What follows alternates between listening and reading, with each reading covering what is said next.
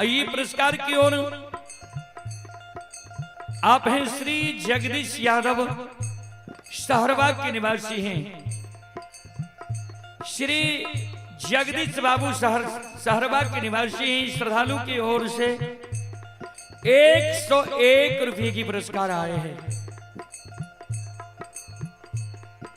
श्रद्धालु को बहुत बहुत धन्यवाद, लाख लाख शुक्रिया, बहुत बहुत साधुवाद। जय हो दानी श्रद्धालु की जय हो, उनके समस्त परिवार की जय हो।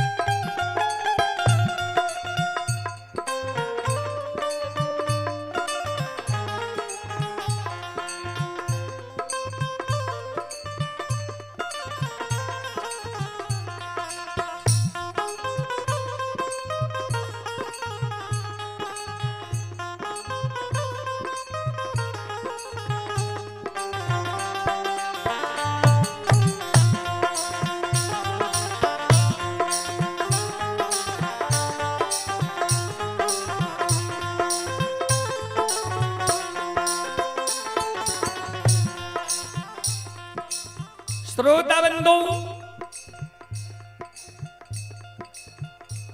संत बाबा का प्रथम बात सहोदर भाई लक्षण के कहल के, तू अपना हाथ से हमरा मुंह में आग दी, दाह संस्कार क्रिया कर्म क्या दी है। दोसर बात ध्यान से तू सुन, तू जे काने चीज तोरा मरे के बाद हमर सहारा के बनते। सहोदर,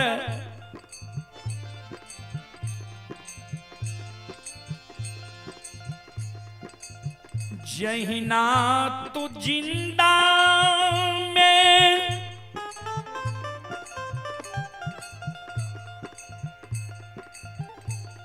बोर भाई पिता तुल्य होय छै, पिता तुल्य हमरा तू मानने अइले।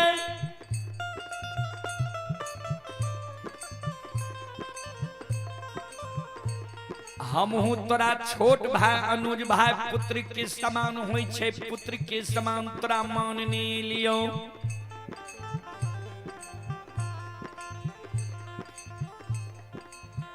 सहोदर, हमरा मरे के बाद भी जो तू हमरा वह समान मान में, हमरा सारा के निप में, हमरा सारा पर धूप दीप अगरबत्ती जले में, एक चिलम गाजा चढ़े में, श्रद्धा विश्वास राख में, हमरा सारा पर जो तू दूध के ढार दबही, तो मरे के बाद भी जो तोरा कोनो दुख पड़ जेतो, विपत्ति पड़ जेतो, वही दुख विपत्ति में हमर पुकार कर भी जे हो कारू भैया पड़ गलैया, विपत्ति पड़ गलैया, ऐ दुख विपत्ति में हमर सहारा करहो, मदद करहो। मराई के बेर में आए तोरा बचन दा के जाय छियो, ध्यान से सुन।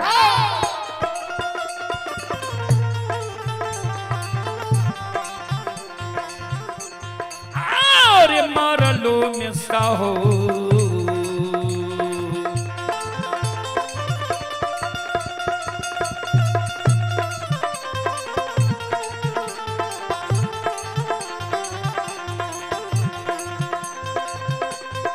लक्षण लरिला बा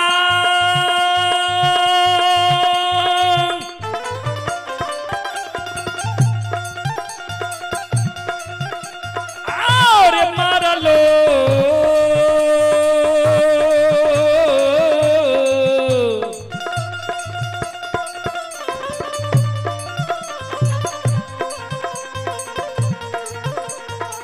लो में सहोदर रे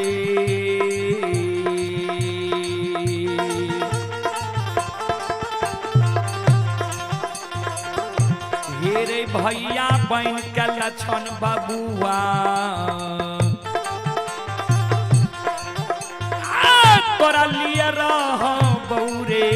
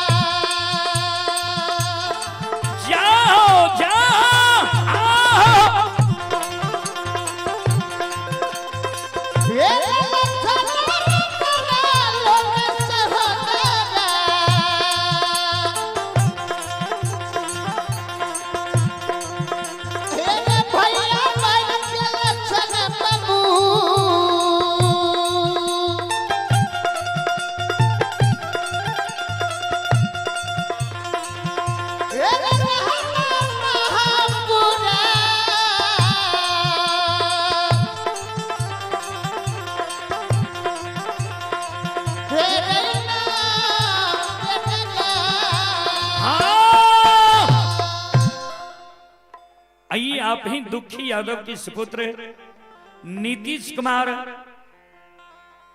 ये कटैया के निवासी ही श्रद्धालु की ओर से 21 रुपए की पुरस्कार आए। श्रद्धालु को बहुत बहुत धन्यवाद, लाख लाख शुक्रिया, बहुत बहुत साधुवाद। जय हो दानी श्रद्धालु की जय हो, जय हो दानी श्रद्धालु की समस्त परिवार की जय हो। आइए धनेश्वर शाह की ओर से शानदार 51 रुपए की पुरस्कार आए। श्रद्धालु को बहुत बहुत धन्यवाद, लाख लाख शुक्रिया, बहुत बहुत साधुवाद।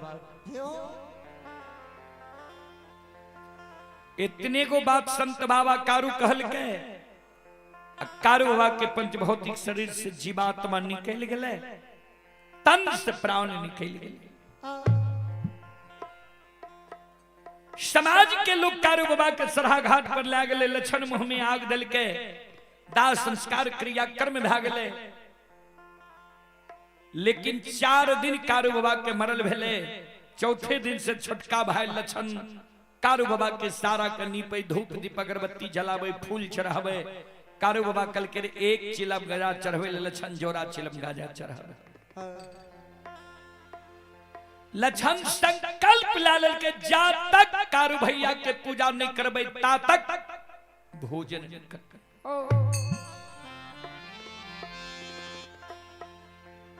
6 महीना कारू बाबा के मरल भेलैये, 6 महीना से छोटका भाई लक्षण कारू बाबा के पूजा कैने आए बरहलै।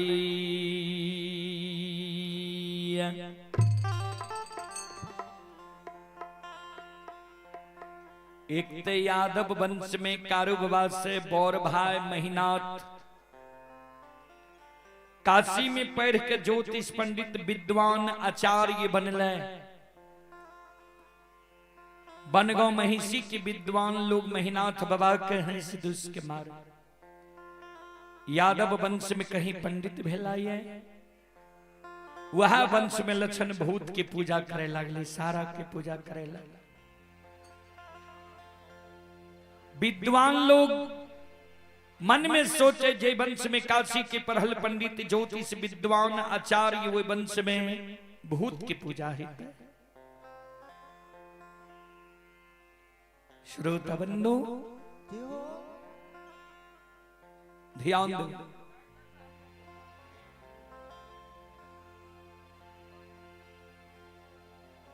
आ 6 महीना कारू बाबा के मरल भेलैया।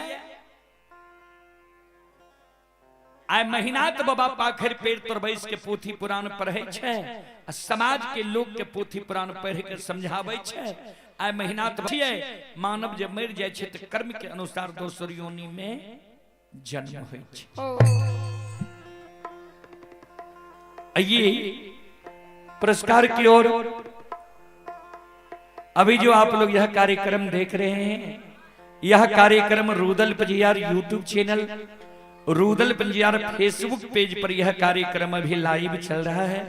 जो देश विदेश तक का लोग यह कार्यक्रम का अभी लुत्फ उठा रहे हैं।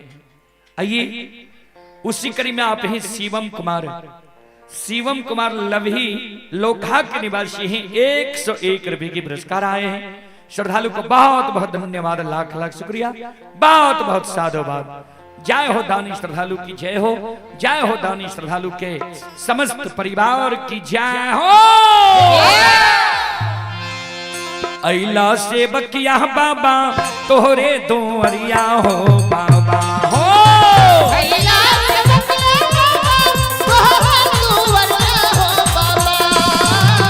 अइला से बकिया बाबा तोहरे दोरिया हो बाबा हो।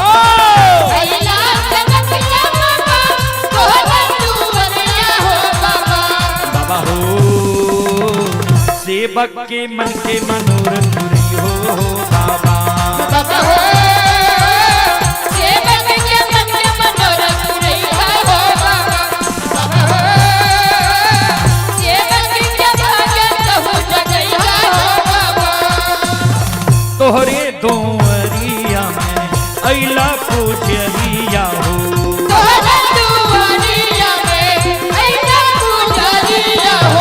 एक बेरा फेरी दी हो सेवक पर नाजरिया हो।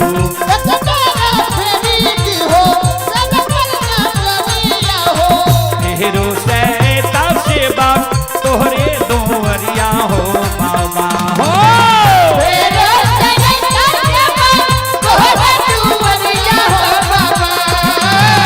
तेरो सहता सेवा तोहरे दोरिया हो बाबा हो।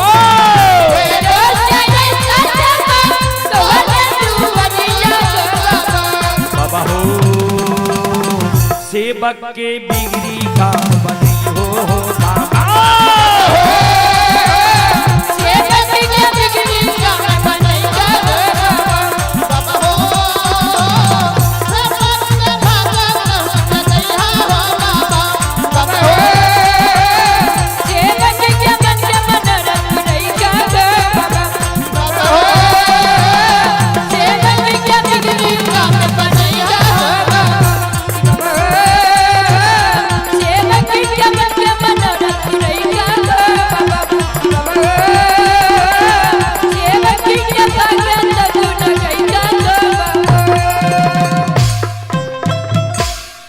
आइए आप हैं लक्ष्मी बाबू डीलर साहब।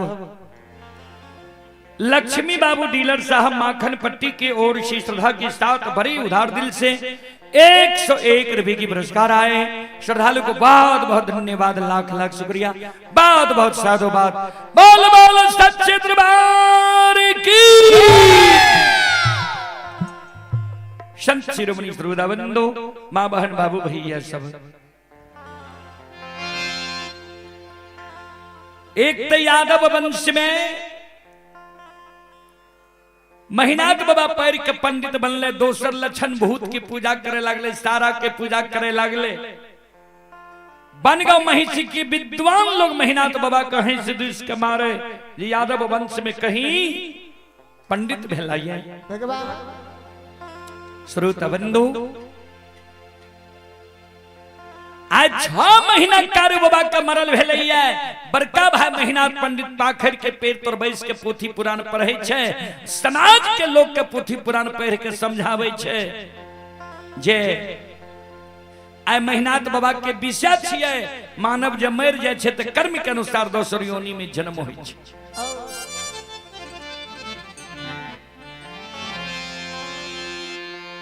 श्रोता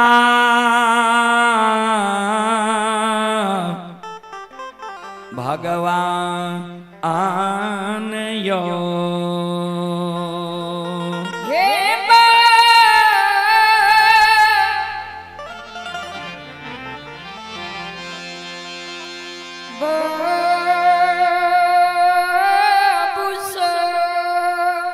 संत शिरोमणि श्रोता बंधु माँ बहन बाबू भैया सब ध्यान से सुनबे। एक तो यादव वंश में महीनाथ बाबा पैर के पंडित बनले। महीनाथ बाबा जे पोथी पुराण पैर के समझावे रहे। महीनाथ बाबा के आय विषय छिए जे मानव जे मर जाय छे त कर्म के अनुसार दोसर योनि में जन्म होय छे। आय वही सभा में 2-4-10 गो ब्राह्मण बाबा बैसल रहे, विद्वान लोग बैसल रहे। एगो ब्राह्मण बाबा वो सभा में आए खड़ा भ गए। अब महीनाथ बाबा के कहे पंडित जी यहाँ जे कहे छे मानव मर जाय छे कर्म के अनुसार दोसर योनि में जन्म होय छे, सुनइए बलाता के लिए कि कहियो बला के लिए, यानी श्रोता के लिए ही कि वक्ता के लिए भी? महीनाथ बाबा कलकिन सबके लिए। किया तो कभी स्पष्ट रूप से लिख लिखनी है। ध्यान से सुनबे श्रोता सज्जन मृद मां बहन बाबू भैया सब।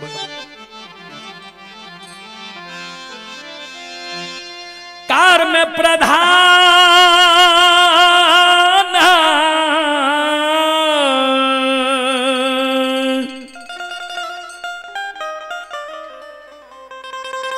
बीश्वर चिराखा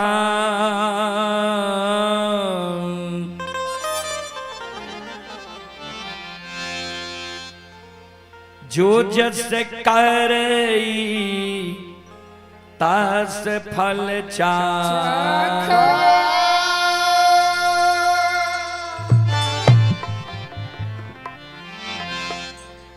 कर्म प्रधान विश्व रचि राखा, जो जस करई तस फल चाखा। कर्म प्रधान छे, जे जेहन कर्म करे छे कर्म के अनुकूल योनि मिले छे। ब्राह्मण बाबा कलकिन कहलिए तो ठीक है, लेकिन यहाँ के घर में की भा रही है यहाँ के मालूम है? महीनाथ बाबा कलकिन हमर घर तो ठीक ठाक है। ब्राह्मण बाबा कहलकिन नहीं, सुन लिया।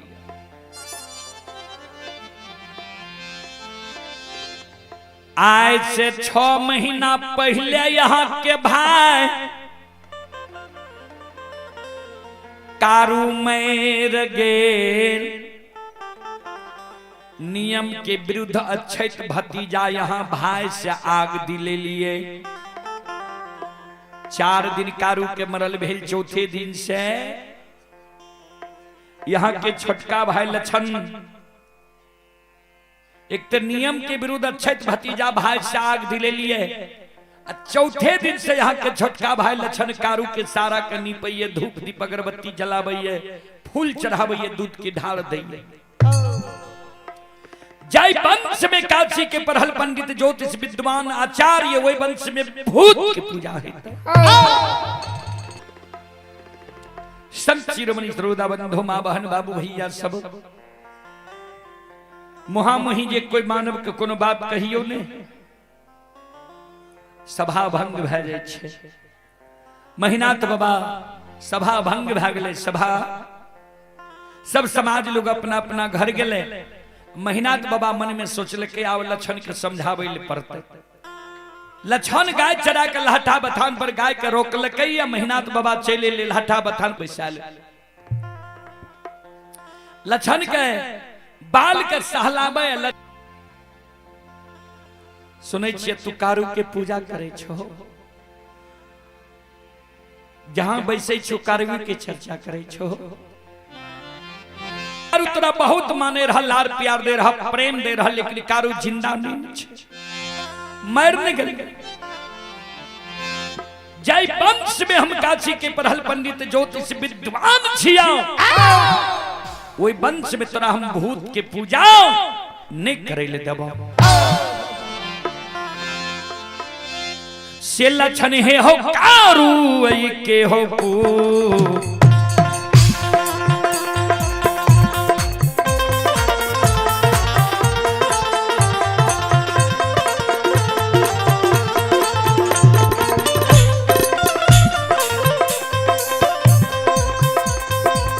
हो लरी लबा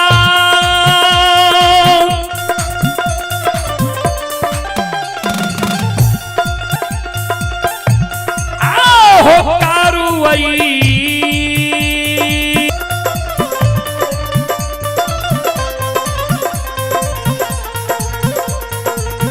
वही के पूजा हो।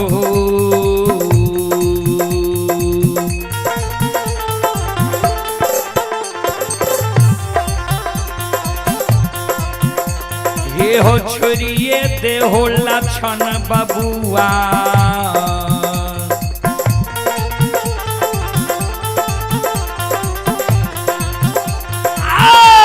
लक्षण महापुरा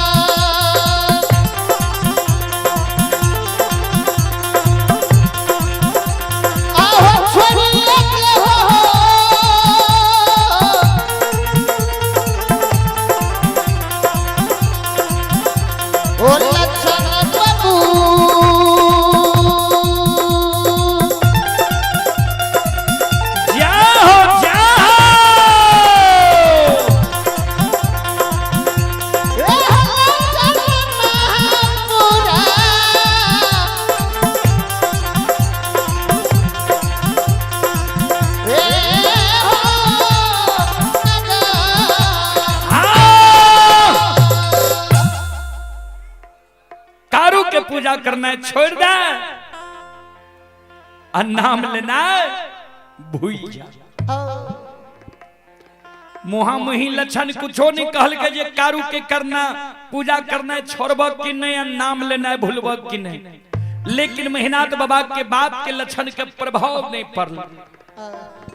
कहबे किया कारू बाबा जे मरे के बेर में कह के गले रे मरलो में पूजा कर भी ते भाई बहन के रहबो, वही बात के याद ये लक्षण के।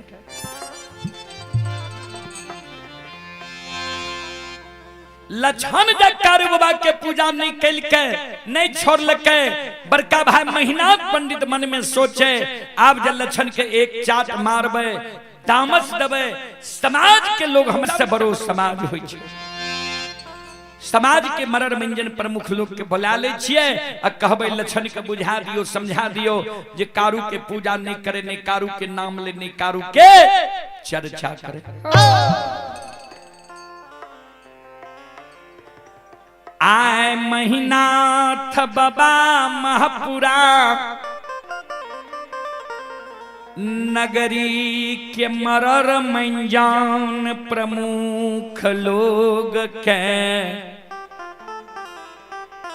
बोला कलहठा बथान पर सभा लगा दिलकैया। श्रोता बंधु, मेहनाथ बाबा महापुरा नगरी के मरर मंजन प्रमुख लोग के बुला के अल्लाठा बथान पर सभा लगा दिलकैया। समाज के लोग मरर मंजन प्रमुख लोग के पूछे पंडित जी, समाज के लोग मेहनाथ बाबा के पूछे पंडित जी कौन कारण सभा लगे लिए। मेहनाथ बाबा वो सभा में कर जुड़ के खराब है समाज बाबा हमरे वंश में हमर छोटका भाई लक्षण महामूर्ख जन्म गलैया, कुकाठ जन्म गलैया।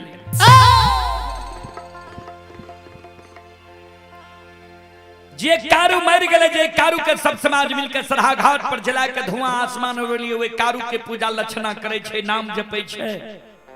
लक्षणा के बुझा दियो समझा दियो जे कारू के पूजा नहीं करे, नहीं कारू के नाम ले, नहीं कारू के चर्चा करे।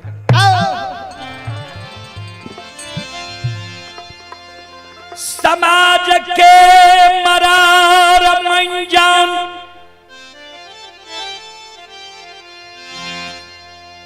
प्रमुख लोग लछान के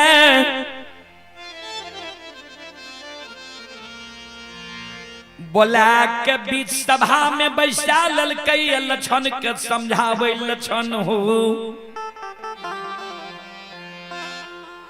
ठीके ने तोहर भाई कहे छा कारू मर गले कर्म के अनुकूल कारू के दोसर योनि में जन्म भा गेले हेते तू जे कारू के पूजा करे छो नाम जपै छो अच्छा नहीं होई छे कारू के पूजा करना छोड़ दे नाम लेना भूल जा समाज के लोग जे लक्षण के समझावे तो मेहनत बाबा उन्हें से दबाव दे समाज बाबा ठीक से दुश्मन के समझा दियो हमर बात की दुश्मन नहीं मान लके तब समाज के बोले लो ये दुश्मन के समझावे के लिए समाज के लोग ये लक्षण के समझावे रहे मेहनत बाबा जे दबाव दे रहे संत बाबा कारू का ई बात बर्दाश्त नहीं गेले मरला अंत में संत बाबा कारू आए ध्यान देवे वो सभा में माया का विस्तार कर दी छे संत बाबा कारू लक्षण के अंग में समा जाय छे लक्षण के द्वारा सभा में खड़ा भ जाय छे हाथ से ताली बजावे लागले शिवदानी के दोहाई दिए लागले हारा हारा महादेव संत बाबा कारू है प्रथम बार कोई सभा के बीच में ध्यान से सुनवे श्रोता सज्जन मृद मां बहन बाबू भैया सब अमांगा के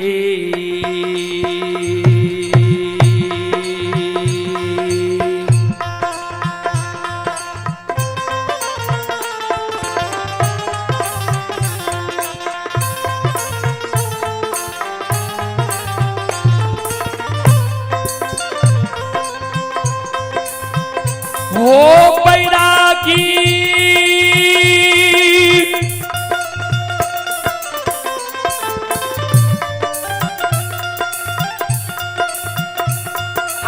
हो माया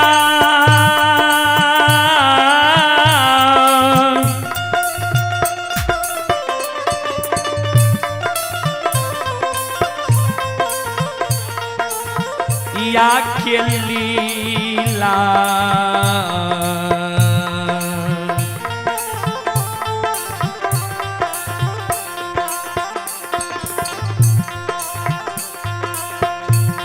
आर छई छई हो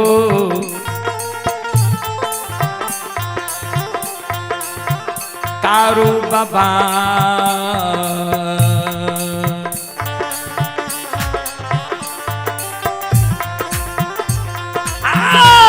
बाबा सा भाके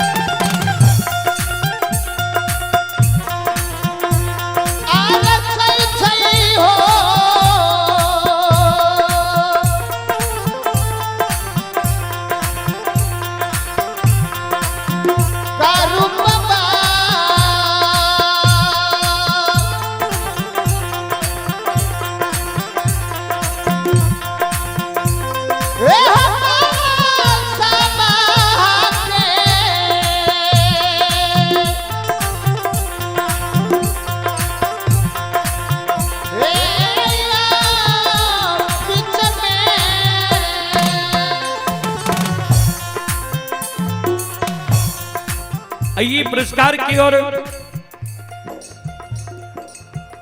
अभी जो यह कार्यक्रम चल रहा है, जो श्रद्धालु लाइव देख रहे हैं, यादव टेलीकॉम बलियास पट्टी वार्ड नंबर 9 परसरमा सुपौल से प्रोपराइटर निक्कू कुमार, श्रद्धालु की ओर से 21 रुपए की पुरस्कार ऑनलाइन फोन पे के द्वारा आए हैं। श्रद्धालु को बहुत बहुत धन्यवाद, लाख लाख शुक्रिया, बहुत बहुत साधुवाद। और आप ही संत शिरोमणि प्रोदा बंधु, माँ बहन, बाबू भैया सब, ये सुशील कुमार विश्वकर्मा, सुशील कुमार विश्वकर्मा बेला की ओर से श्रद्धा के साथ बड़ी उदार दिल से 21 रुपए की पुरस्कार आए। और साहन शाह कुमार, विकास कुमार यादव नगर, जिला मधेपुरा के निवासी, श्रद्धालु की ओर से 21 रुपए की पुरस्कार आए।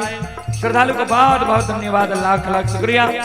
और आप ही जीवन बाबू और उनके धर्म पत्नी ही माला देवी, दोनों पति पत्नी के सुपुत्र ही राजदीप बाबू, श्रद्धालु की ओर से 51 रुपए की पुरस्कार आए। श्रद्धालु को बहुत बहुत धन्यवाद, लाख लाख शुक्रिया, बहुत बहुत साधुवाद। और आप हैं भूपेंद्र बाबू, माखन पट्टी के निवासी हैं, 51 रुपए की पुरस्कार आए। श्रद्धालु को बहुत बहुत धन्यवाद, लाख लाख शुक्रिया, बहुत बहुत साधुवाद। जय हो दानी श्रद्धालु की जय हो, जय हो दानी श्रद्धालु के समस्त परिवार की जय हो।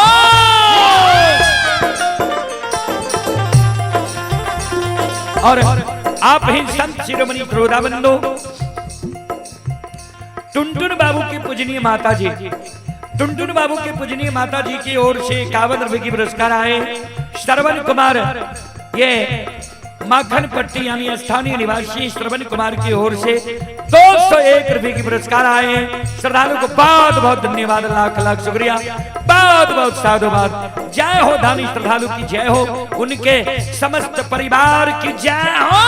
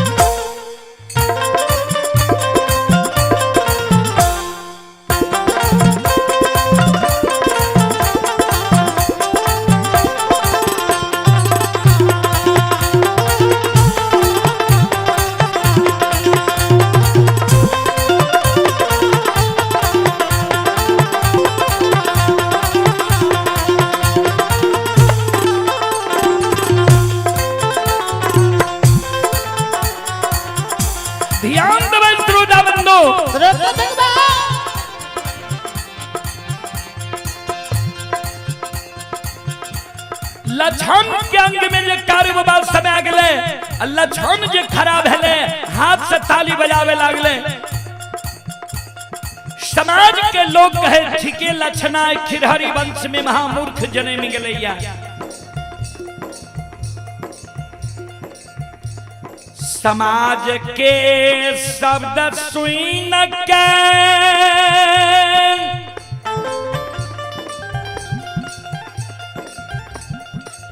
लक्षण के व्यवहार देख के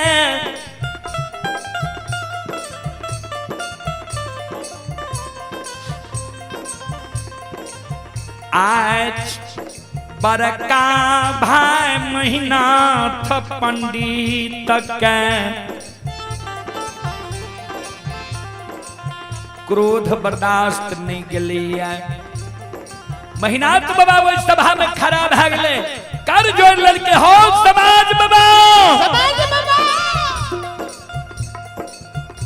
हम दुश्मन के समझे लिए हमारे बात दुश्मन नहीं मान लगे।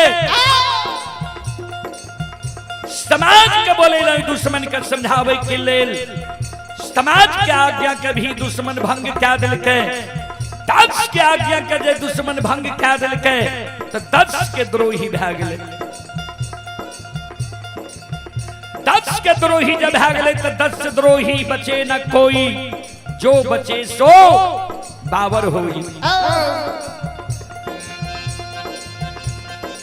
दक्ष के आज्ञा के ये दुश्मन भंग क्या दिल के ताबी हमार भाई ने हमर दुश्मन।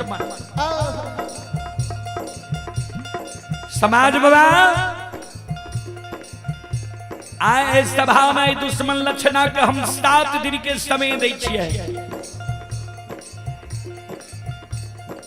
7 दिन के अंदर अगर लक्षणा कारू के पूजा छोड़ देते, नाम लेना भूल जेते, तब तई हमर भाई।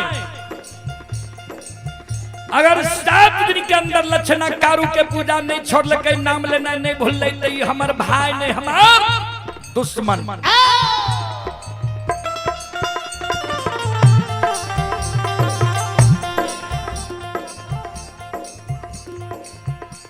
अगर 7 दिन के अंदर लक्षणा कारू के पूजा नहीं छोड़ते, 7 गो गाछ चंदन छे पोखर के महार पर कारू के हाथ के लगाल, उस 7 गाछ चंदन के कटवा देवे, चेला चिरवा देवे,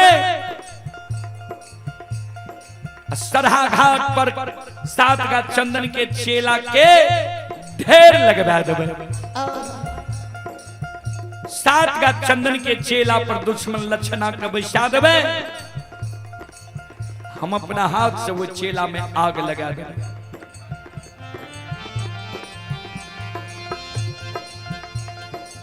समाज बाबा कारू मर गए, तब कारू के आग में जला के धुआं आसमान हो रही है। ये दुश्मन जब कारू के पूजा नहीं छोड़ते, नाम लेना नहीं भूलते। और समाज बाबा आओ ये जीन दे दुश्मन माँ के,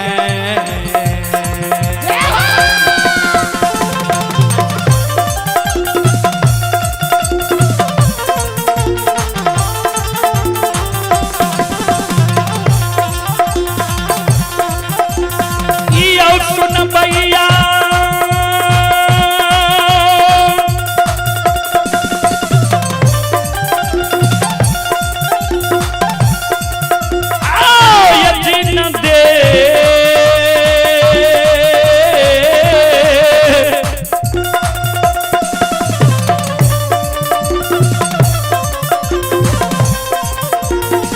दे तू समन माँ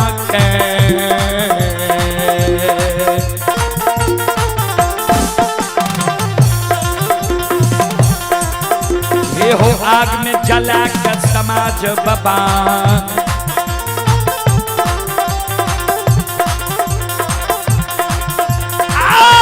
देवई का गाना हो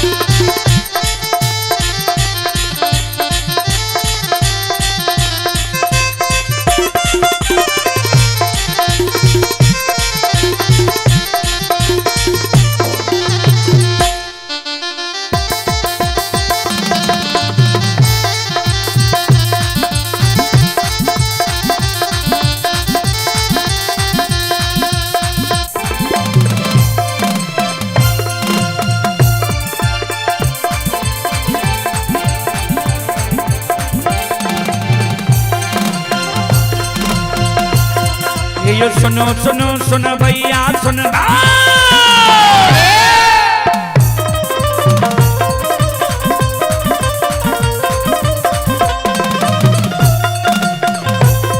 ये सुनो सुनो सुन भैया सुन बे यो गवैया बज भैया सुन बे ये माँ बहना ये ध्यान से सुन बे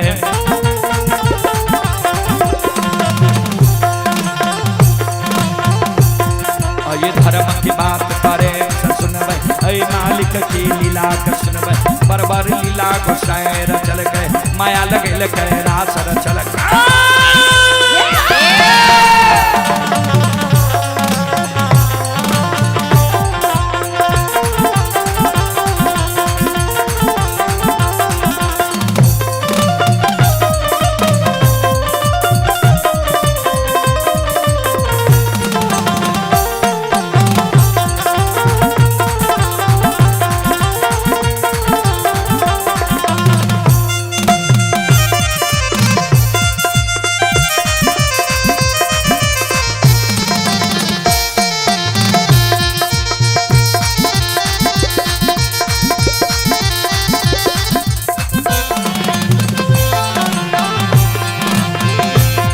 हे जो भाग के बेर भगवती के सुमरा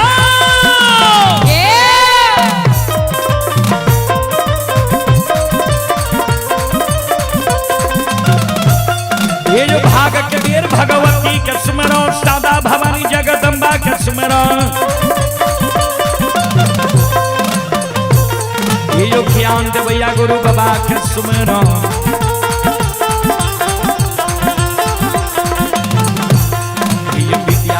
सरस्वती के सुमरो गौरी के पुत्र गणेश के सुमरो उमापति महादेव के सुमरो हारे वीर पवन सुत के सुमरो दुर्गा काली महाकाली के सुमरो सभा के बीच धर्मराज के सुमरो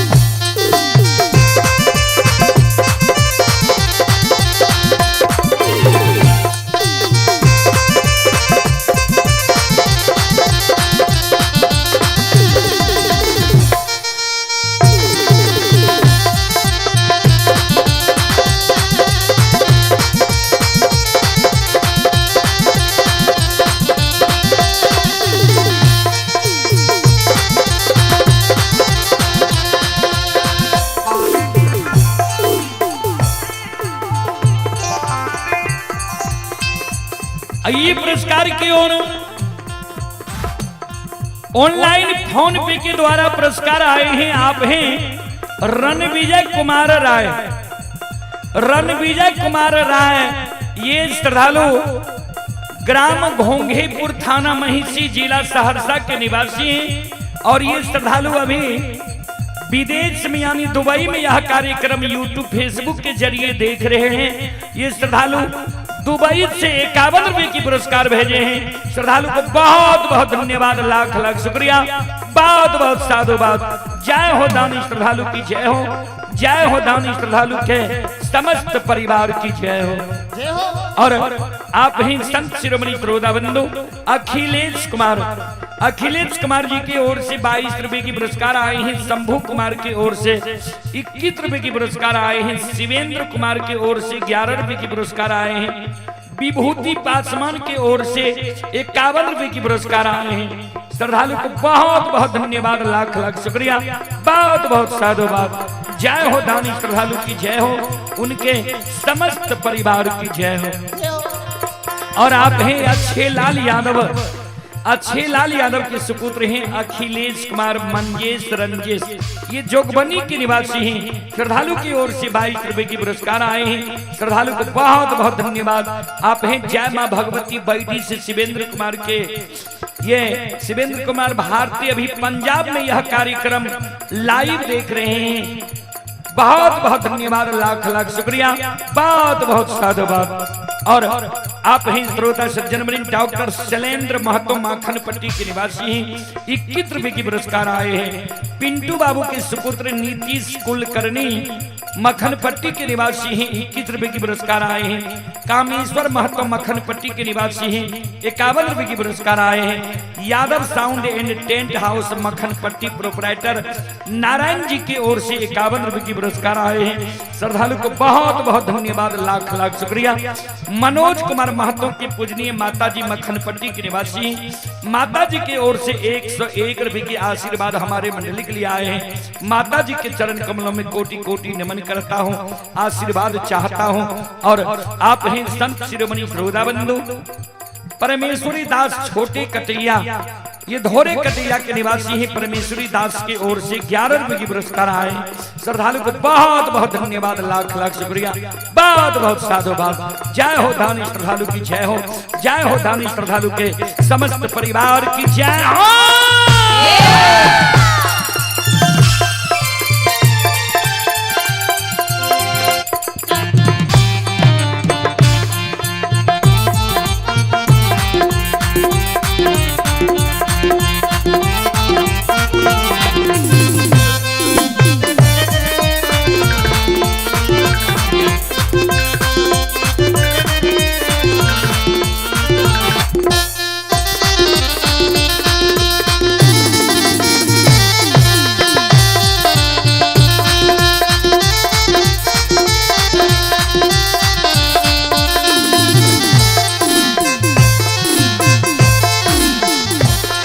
हो भला बाबा भंडार का भरिए थी।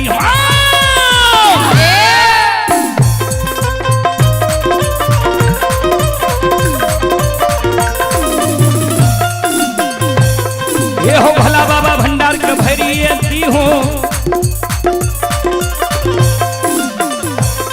आये ज्ञान के दीप सरस्वती जल रही हो।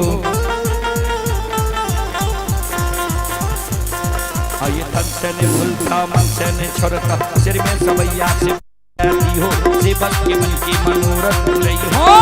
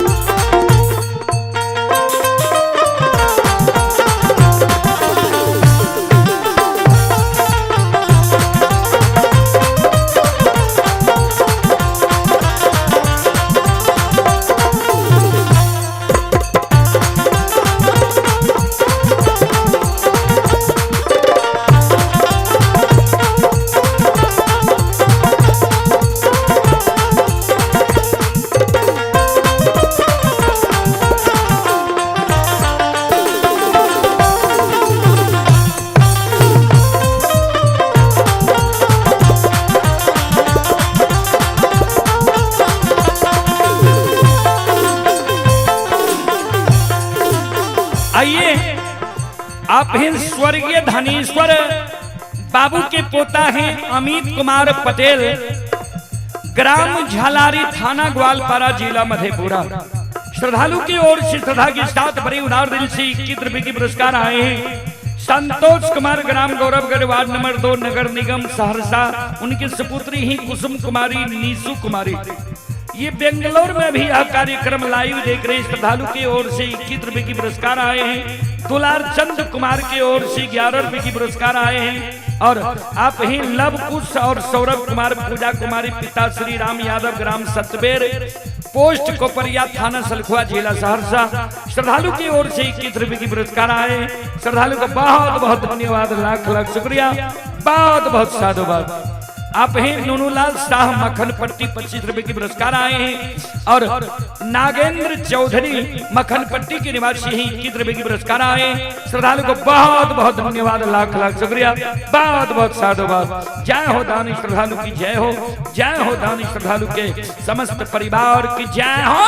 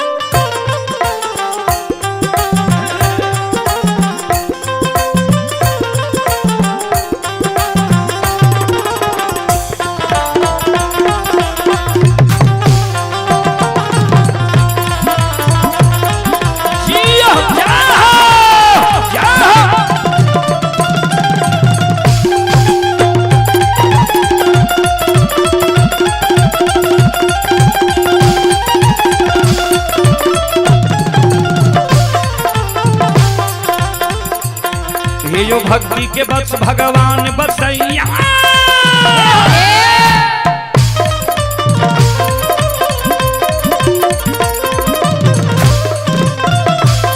ये जो भक्ति के बस भगवान बसैया, जे सब मालिक के भक्ति करे छे।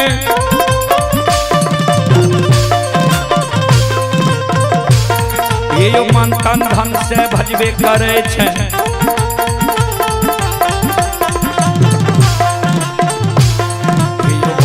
बेड़ा पार करे छे, हरी में घोर गोसाई उठबे छे, पल में पड़ले मचाइए दै छे।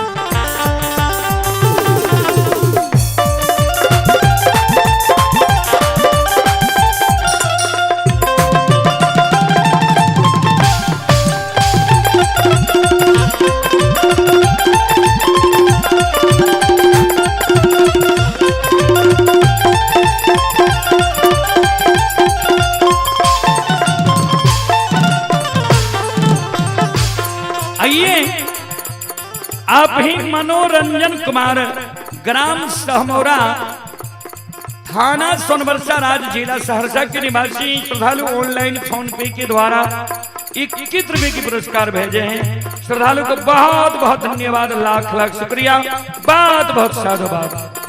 और आप ही अखिलेश कुमार रंजेश मंजेश जोगबनी के निवासी ही जिला मधेपुरा की ओर से 22 रुपए की पुरस्कार आए हैं। और आप ही आशुतोष उर्फ रघु यादव, ग्राम बैडी, थाना सिमरी बख्तियारपुर, जिला सहरसा की ओर से 51 रुपए की पुरस्कार आए हैं। श्रद्धालु को बहुत बहुत धन्यवाद, लाख लाख शुक्रिया। मुकेश कुमार, ग्राम दयालपुर, थाना गम्हरिया, डिस्ट्रिक्ट मधेपुरा के ओर से 51 रुपए की पुरस्कार भेजे हैं। श्रद्धालु को बहुत बहुत धन्यवाद, लाख लाख शुक्रिया। रमन कुमार जी की ओर से 51 रुपए की पुरस्कार ऑनलाइन फोन पे के द्वारा आए हैं। श्रद्धालु को बहुत बहुत धन्यवाद, लाख लाख शुक्रिया। प्रमोद यादव, मक्खनपट्टी के निवासी ही 21 रुपए की पुरस्कार आए हैं। हिमांशु बाबू के दादा परमेश्वर मिस्त्री, मक्खनपट्टी की ओर से 51 रुपए की पुरस्कार आए हैं। और शंभू कुमार, मक्खनपट्टी की ओर से 101 रुपए की पुरस्कार आए हैं। किशुनदेव चौधरी, ये मक्खनपट्टी की ओर से 51 रुपए की पुरस्कार आए हैं। श्रद्धालु को बहुत बहुत धन्यवाद, लाख लाख शुक्रिया, बहुत बहुत साधुवाद। जय हो दानी श्रद्धालु की जय हो, जय हो दानी श्रद्धालु के समस्त परिवार की जय हो।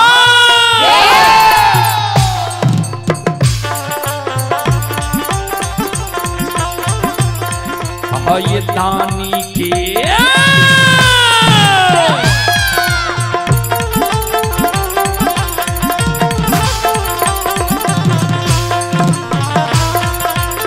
ये हो बाबा दानी के मन के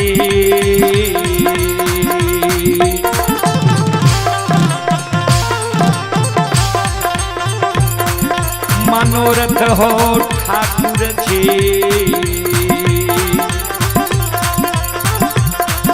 पूरी हो दुनिया।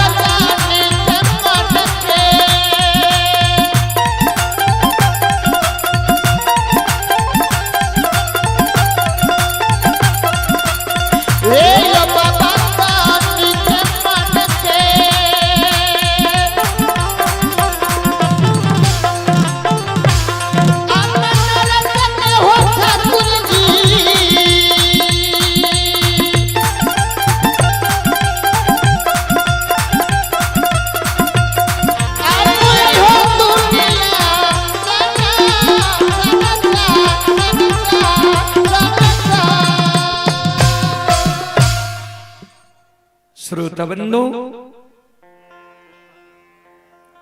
आइए आप हैं Shambhu Yadav, son of Gopal Yadav, gram Sarauni, थाना महिषी, जिला सहरसा के निवासी हैं। श्रद्धालु की ओर से 21 रुपए की पुरस्कार आए हैं।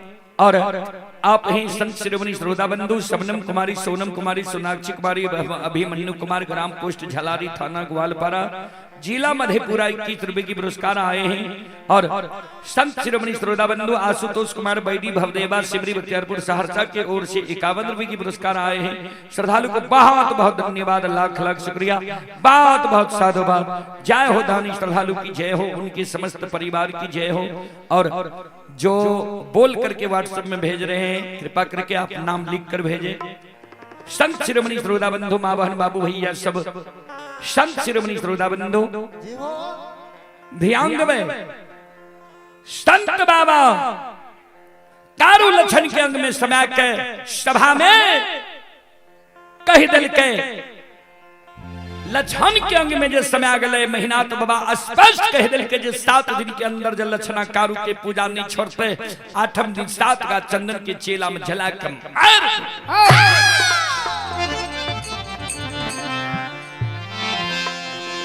सभा भंग भागले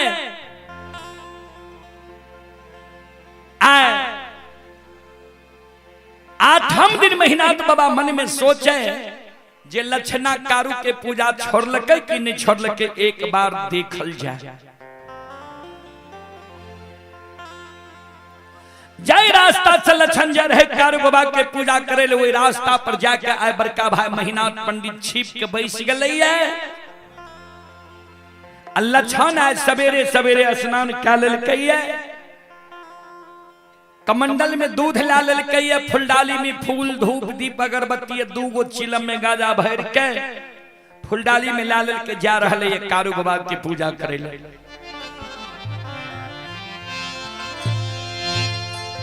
जहिना लक्षण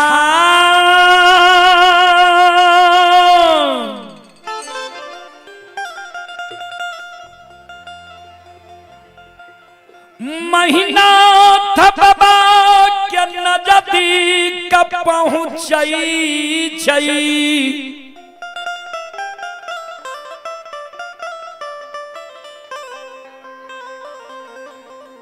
लक्षण महीनाथ बाबा के नजदीक लक्षण पहुंचे छे। महीनाथ बाबा जी छिप के बैसल रहे। महीनाथ बाबा लक्षण के आगे में आपके सामने सामने खड़ा रह जाए। लक्षण के नजर जब महीनाथ बाबा पर पड़ले लक्षण के पैर चलना रुक जाए छे सिर नीचा का के लक्षण खराब है जाए छे। महीनाथ बाबा कहे रहे लक्षण फुलडाली में फूल धूप दीप अगरबत्ती कमंडल में दूध ला के कते जा रहे जल्दी महीनाथ बाबा के शब्द सुन के लक्षण सिर नीचा कहने छे सच्चा के बोले ध्यान देवे।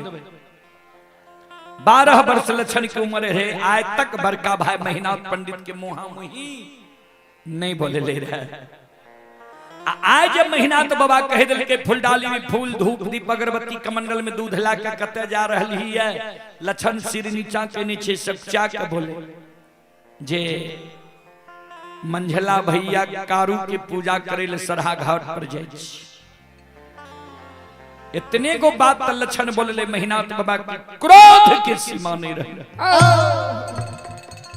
महीनाथ बाबा लक्षण के कहे रे लक्षण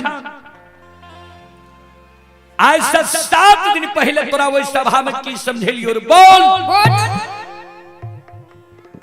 याद छौ कि नहीं कारू के पूजा तो छोड़मे की नहीं बोल।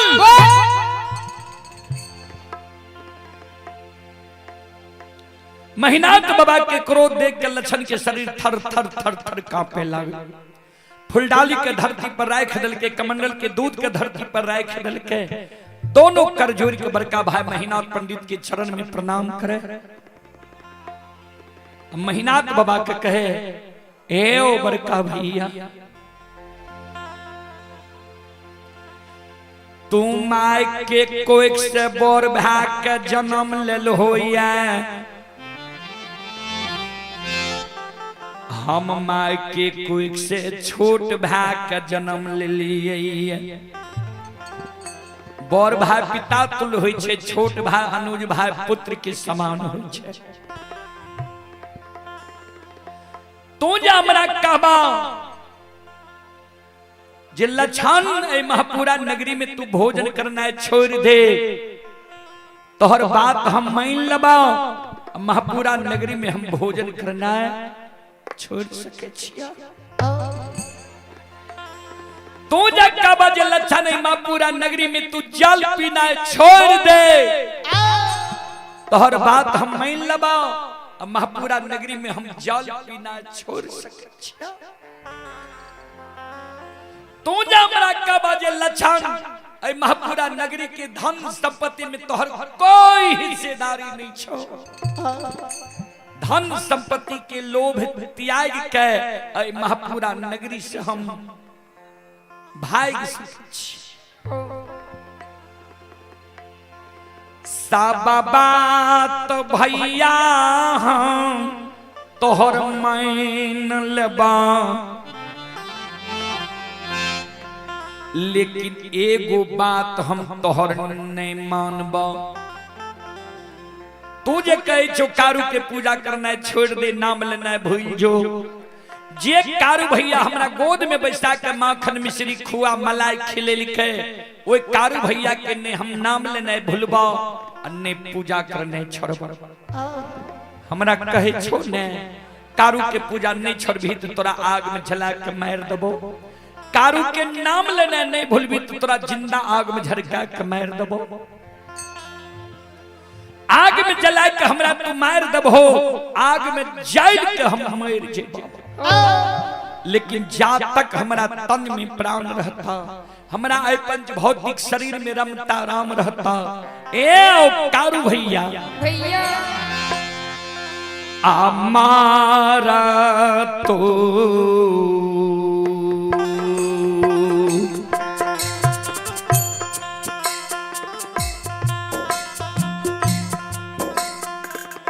बड़का भैया मारा तो हो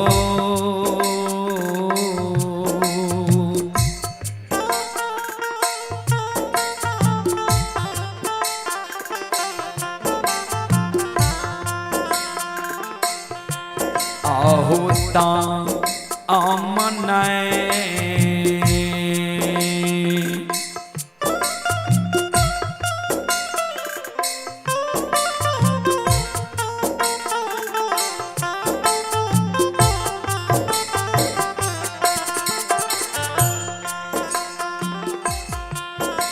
ये हो छोरबा हो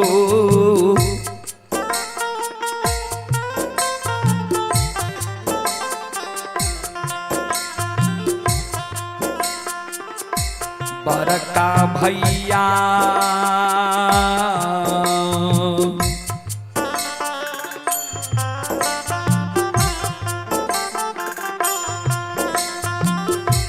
नहीं छोड़ब कारू भैया के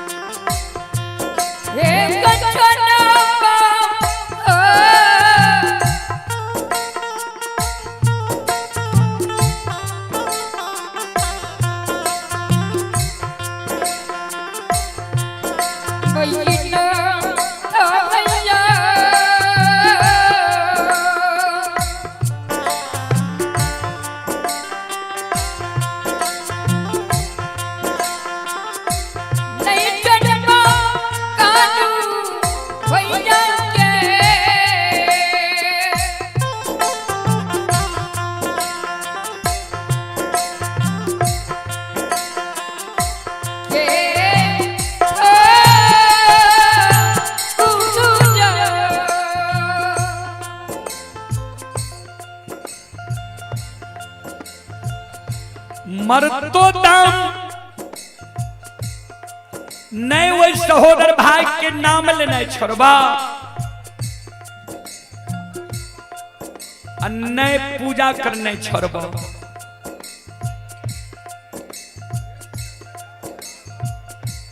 इतने को बात का लक्षण बोलले महीनाथ बाबा के क्रोध की सीमा नहीं रहे। महीनाथ बाबा लपेट के लक्षण के कालर पकड़ लेल के ऊपर ले जाए छे, धरती पर छोड़ दे छे।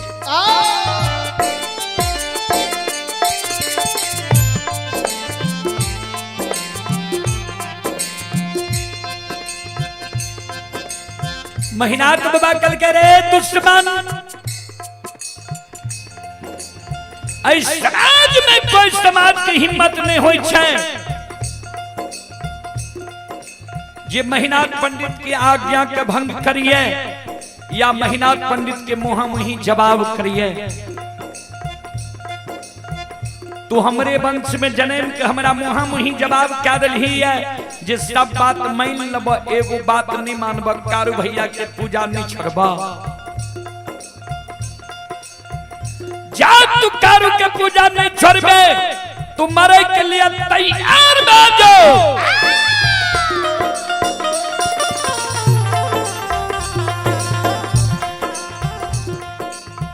काल 12 बजे दिन में तुरंत 7 का चंदन के चेला में जला के मार दबो। जे कारू जे देवी देवता के तोरा पुकार करना हो, पुकार काली है देखबो तोरा के बचावे लावे छो।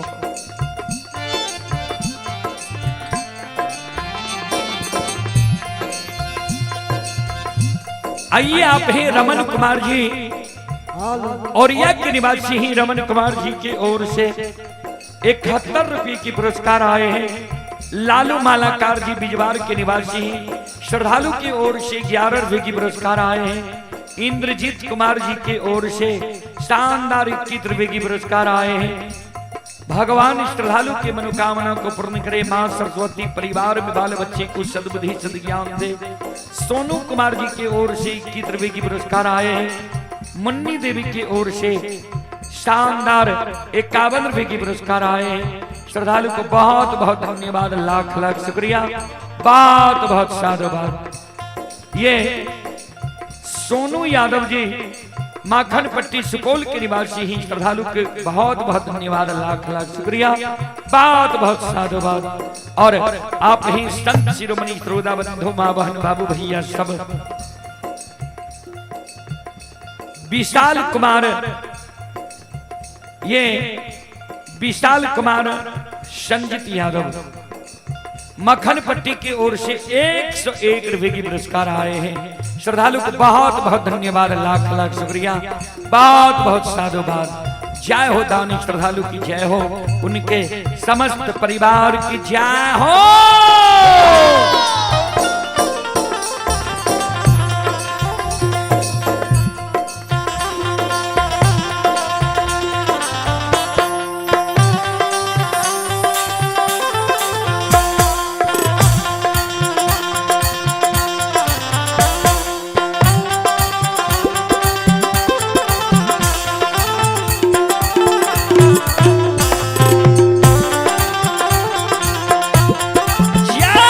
जय हो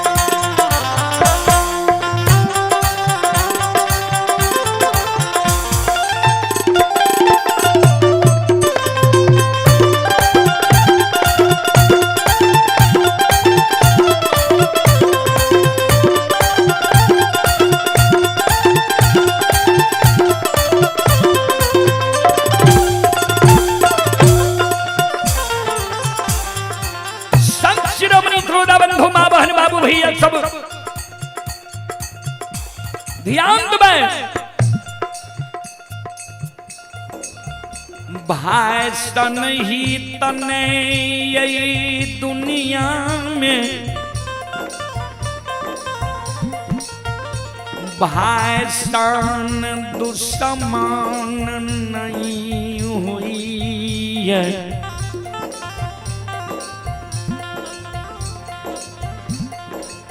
भाई सन हित ने भाई सन दुश्मन। एक भाई अपन सहोदर सागा भाई के प्राण के रक्षा के कारण अपन सिर के कटवा ले। आज सहोदर सागा बड़का भाई के देखियो छोटका भाई के आग में जलावे के षड्यंत्र बना रहे हैं। संत शिरोमणि त्रोदा बंधु मां बहन बाबू भैया सब आओ ये भैया के तू सम्मान।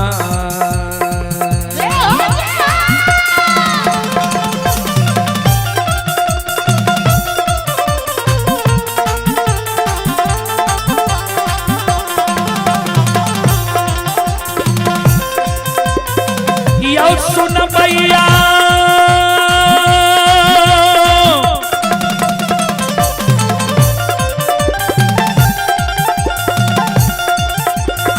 ये मैया बहिन सब भैया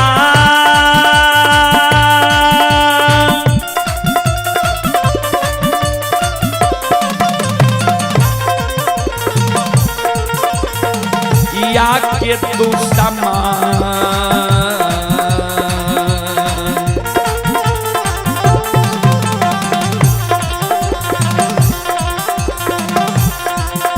ये यो भैया बनले समाज बाबा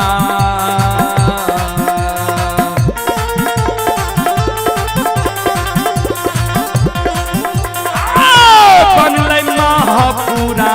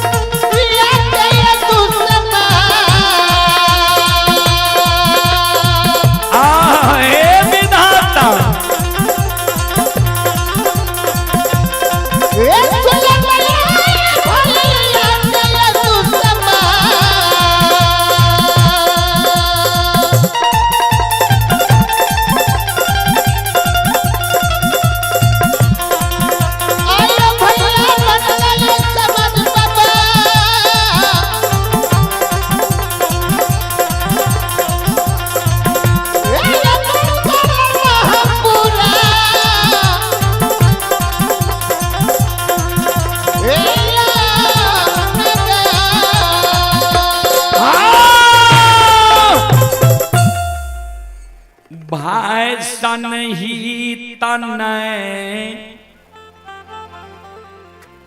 भाई सन दुश्मन।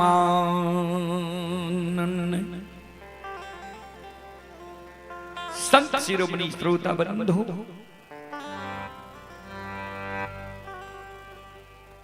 ध्यान क्रोध के मारे महीना बाबा फूलडाली के फूल के धरती पर गिरा दे, कमंडल के दूध के धरती पर पलटा दे। कहल के रे दुश्मन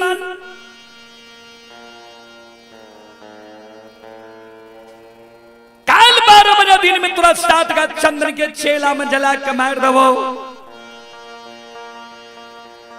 जे कारू या जे देवी देवता के तोरा पुकार करना हो पुकार काली है। देखबो के तोरा 7 का चंदन के चेला से काहे बचावे ला।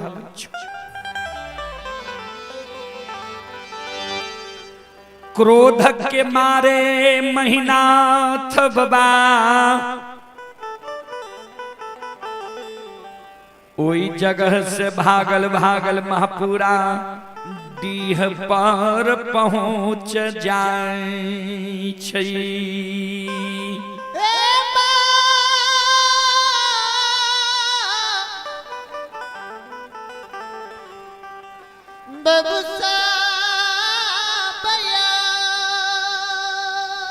महापुरा डीही पर बाबूजी मंगरू पंगरू नाम के दू भाई बढ़ई रहे जकरा कमार और सुतिहार कहे।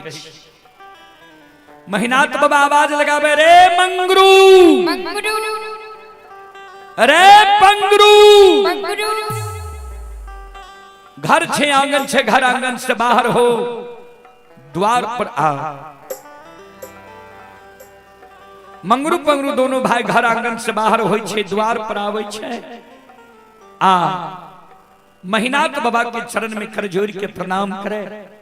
महिनात बाबा के कहे बाबा कोनो जा अति आवश्यक जरूरी रहे यहाँ अपना द्वार पर हमरा बोलवा लेती है। यहाँ अपने से किया लिए कौन यह अति आवश्यक जरूरी छे जे यहाँ का अपने साबे पर। महिनात बाबा कल के हाँ अति आवश्यक जरूरी है हमरा सोन। 7 गो गाछ चंदन जे पोखर के महार पर छे। 7 गा चंदन के काट के चेला चीर के कल 12 बजे दिन तक में सरहा घाट पर अघनुआ लार के ढेरी के तरह ढेर लगा। मंगरू पंगरू दोनों भाई चौंक गए। बाबा चंदन के यहाँ पांगल नहीं दे रही है। कह रही है कारू भाई हमर मर गए। कारू भाई के निशानी चंदन अमानत रह गई। चंदन के पांग भी कहे चंदन गाछ टूट जेते तो हमरा भाई के निशानी समाप्त भ जाए। आय कुन जरूरी छे जे चंदन के चेला छिड़बेबे बाबा। ककरे शादी विवाह छी मुंडन उपनयन छी भोज भंडारा छी जे चंदन के चेला छिड़बेबे। महिनात बाबा कल के नहीं शादी विवाह छी नहीं मुंडन उपनयन छी नहीं भोज भंडारा छी। काल 12 बजे दिन में लक्षणा दुश्मन के आग में जला के मारबई।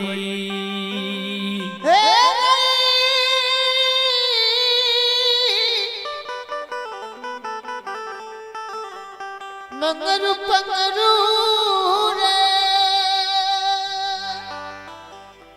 मंगरू पंगरू दोनों भाई कल के बाबा आग में जला के मार बहा। से कुन गलती लक्षण कल के जे लक्षण के आग में जला के मार बहा। कल के लक्षणा कारू के पूजा करे छे कारू के नाम जपे छे जहां बैसे छे कारुए के चर्चा करे छे। हम कलिए कारू के पूजा करना छोड़ दे नाम लेना भूल जो। दुश्मन कल के ने कारू के पूजा करना छोड़बन नहीं नाम लेना भूल। ध्यान देवे मंगरू रहे बड़ पंगरू रहे छोट। छोटका भाई कल के बड़का भाई के भैया हो। राजा हो या रंग अमीर हो या गरीब मानव के उचित बात मुहा मुही कह दे के चाही कि न।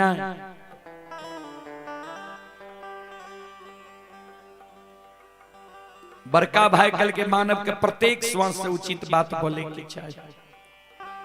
तो छोटका भाई कल के महिनात बाबा को उचित बात कह देवे चाहे अच्छा लगे या बुरा।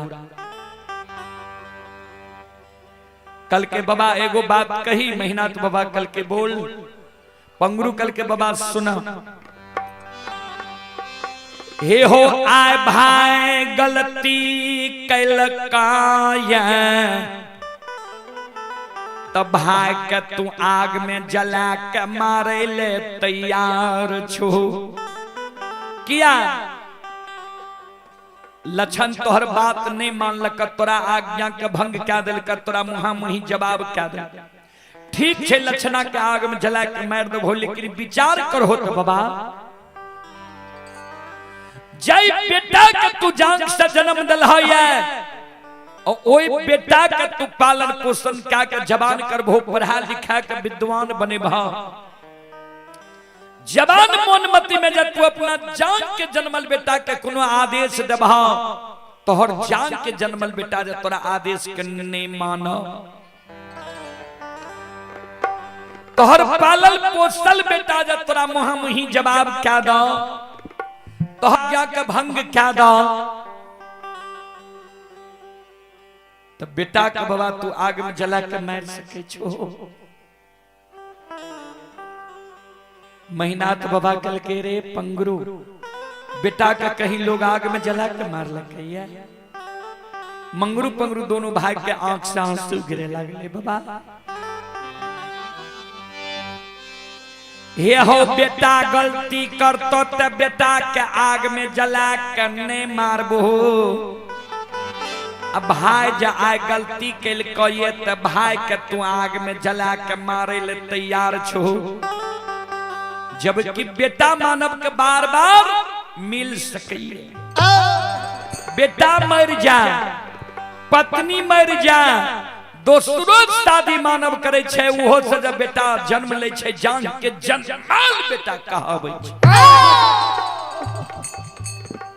बाबा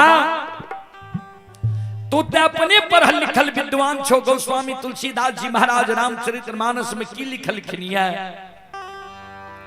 ध्यान से सुनबे।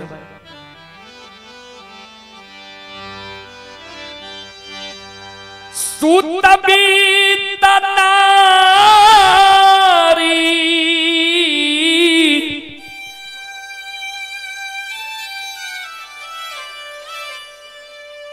भावन परिवारा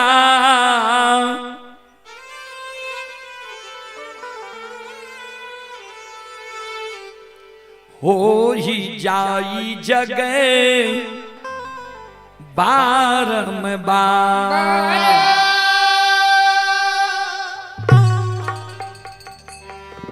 सूत बीत नारी भवन परिवारा हो ही जाई जग बारंबारा। सूत माने पुत्र होय छे, बीत माने धन होय छे, नारी माने पत्नी होय छे, भवन माने घर होय छे। ई सब चीज मानव के संसार में दोबारा मिल सकैए। फिर लिखलखिन ये गोस्वामी तुलसीदास जी महाराज रामचरितमानस लंका कांड में अस विचारे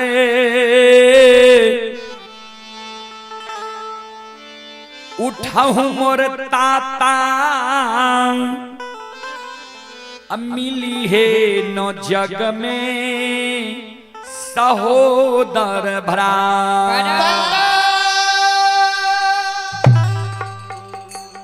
अस विचार उठहु मोर ताता मिली है नो जग में सहोदर भराता। भराता के अर्थ भाई होय छे। पंगरू कहे महीनाथ बाबा कहे हो महीनाथ बाबा बेटा बेटी पत्नी धन संपत्ति ही प्रेमी दोस्त महीम यार कौर कुटुंब तोरा ए दुनिया में बार बार मिल जेता, लेकिन जे सहोदर भाई के तू आग में जला के मारे ले जा रहल हो ये, अब वो सहोदर भाई के जे तू आग में जला के मार दबू। हे हो महीनाथ बाबा ता के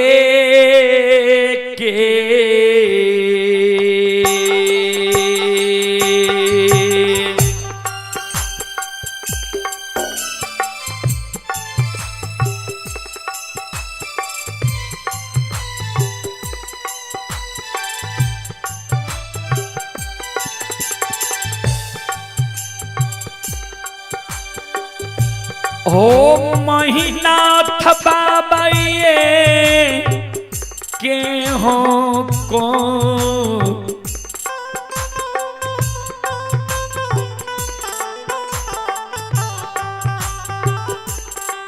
आहो को खाके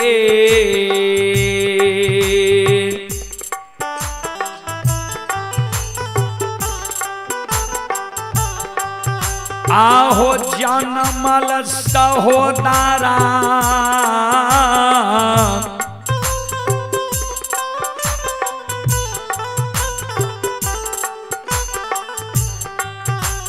नाही नाथ बाबा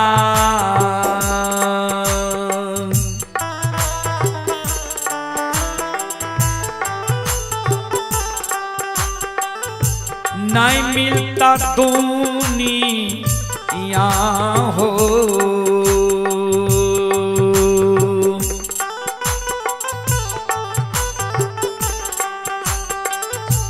हे हो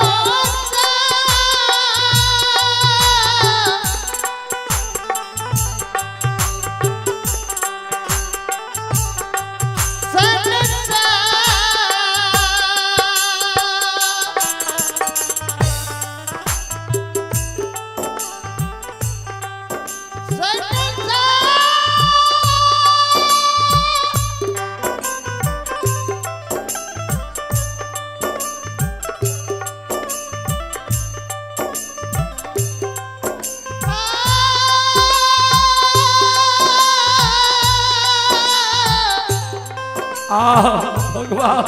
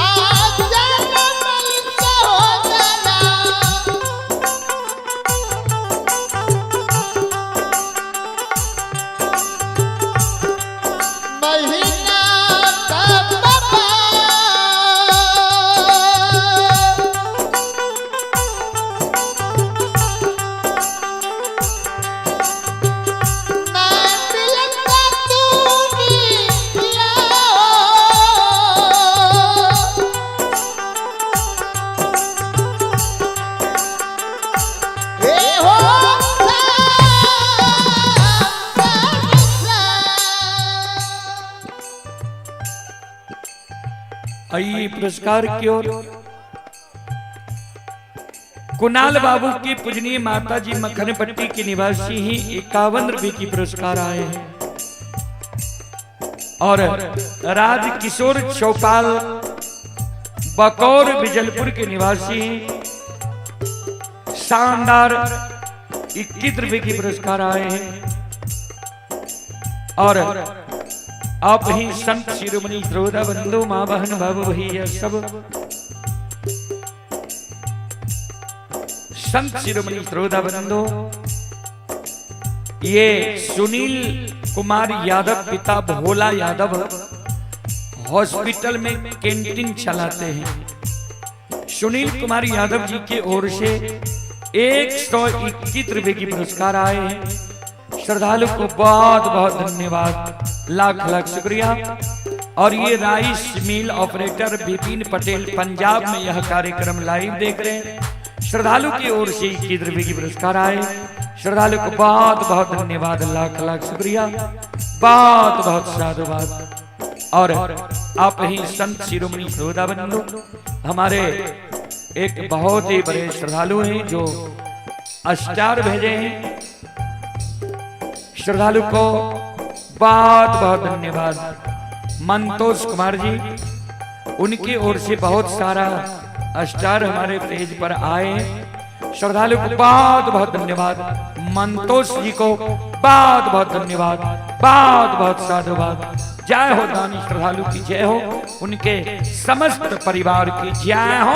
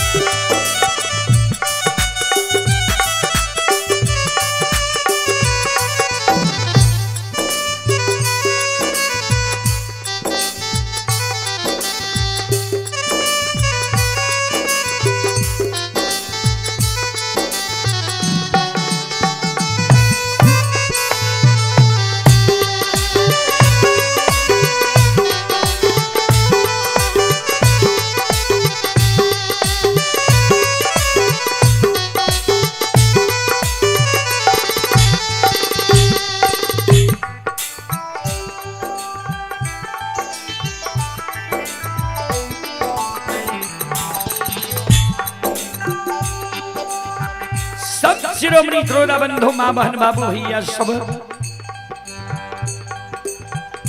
ध्यान दें।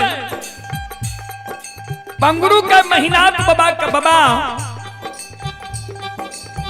विचार कर रहा है।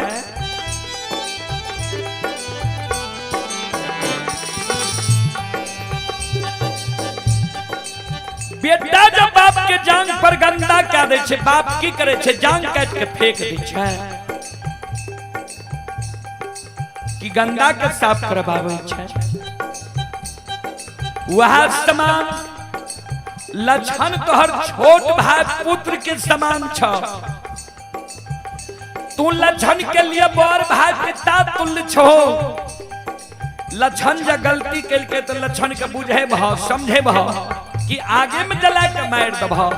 याद से बड़ भाई के धर्म, याद से बुजुर्ग लोग के कार्य। ए महीनाथ बाबा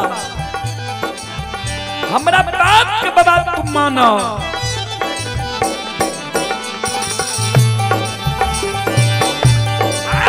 ये लक्षण क्या नहीं आगमे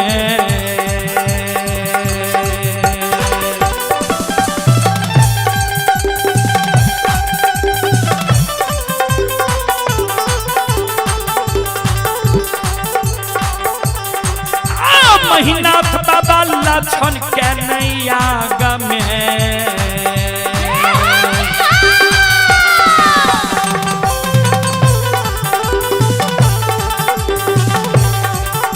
आज चलियो ये महीनाथ पंडित बाबा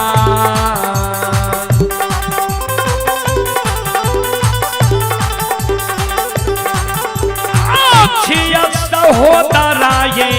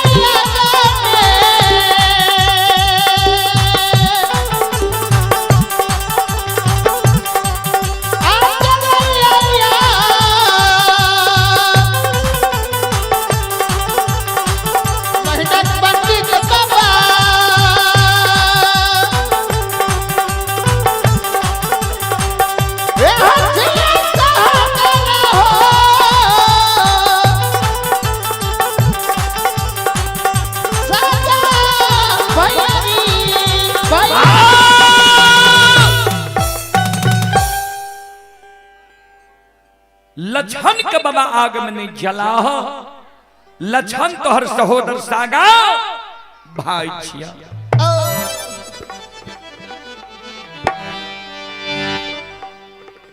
महीनाथ बाबा कल के रे मंगरू पंगरू तोरा हम आदेश दे ले लियो कि तोहर उपदेश सुने ले लियो। ये भाई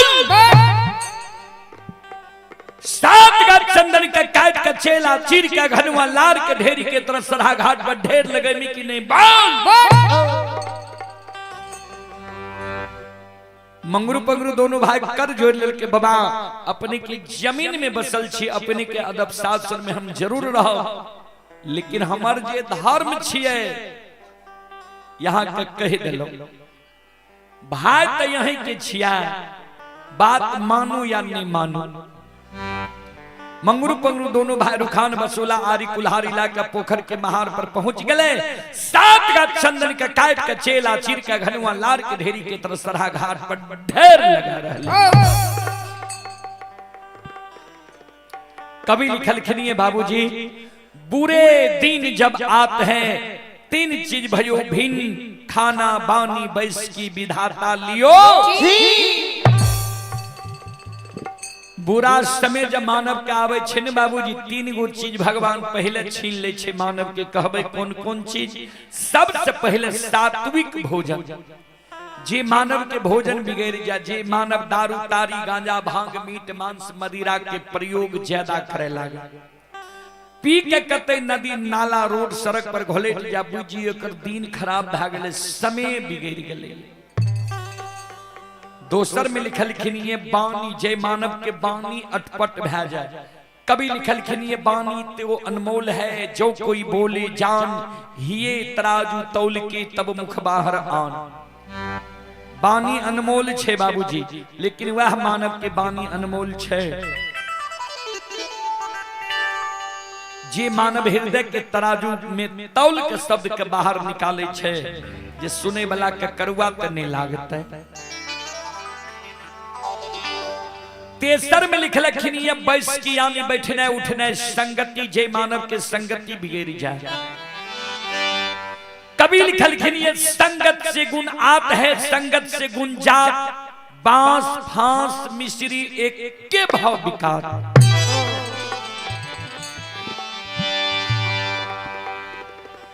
महीनाथ बाबा के कपटी ब्राह्मण बाबा के साथ संगति भै गेलई रहे।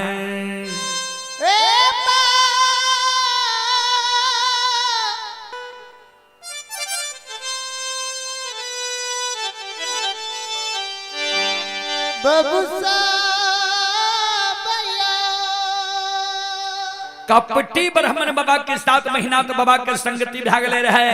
कभी फिर लिखलखिन ये कपटी मित्र नहीं चाहिए, पीठ पोछ बात ले, आगे राह चढ़ाई के पीछे से धोखा दे।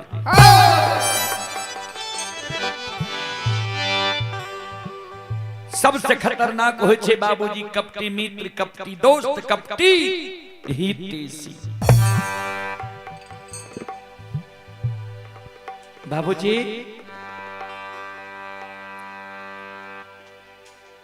ओई जगह से मंगरू पंगरू दोनों भाई जे 7 गाछ चंदन के चेला चीर के सरहा घाट पर ढेर लगा रहले ये। लछन गाय चरा के दोपहर में प्रतिदिन जा रहे वह सरहा घाट पर गाय के पानी पिलावे। आज लछन पहुंचले ये सरहा घाट पर गाय के पानी पिलावे ले, देखे छे चेला के ढेर। लछन चौंक गेले, भैया चेला के ढेर क्या लगे लिखैया। आखिर चेला चिरने हेते तो मंगरू पंगरू भैया एक बार पोखर के महार पर जाके पूछिए क्या चेला चिरे छे। आइए आप हैं इंद्रजीत यादव, ये दुबियाही से लाइव देख रहे हैं। श्रद्धालु की ओर से 21 रुपए की पुरस्कार आए हैं। श्रद्धालु को बहुत बहुत धन्यवाद, लाख लाख शुक्रिया, बहुत बहुत साधुवाद। जय हो दानी श्रद्धालु की जय हो, उनके समस्त परिवार की जय हो, जय हो। संत शिरोमणि श्रोता बंधु मां बहन बाबू भैया सब ध्यान देवे। मंगरू पंगरू दोनों भाई लगलछन पहुंच गए। मंगरू पंगरू के बगल में खड़ा भ गए। मंगरू भैया क्या चला चिरे छो, के कहल का तोरा चेला चिरेले। मंगरू पंगरू दोनों भाई लछन के बगल में बैसा के लछन के कहे, लछन हेरे जहाँ और सूर्य भगवान उगई छई,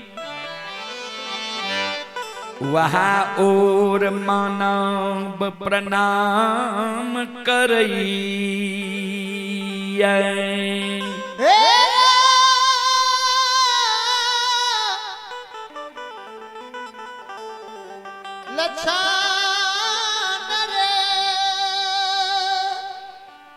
सोन कारू मार गले तोहर मालिक धा गेलो महीनाथ पंडित।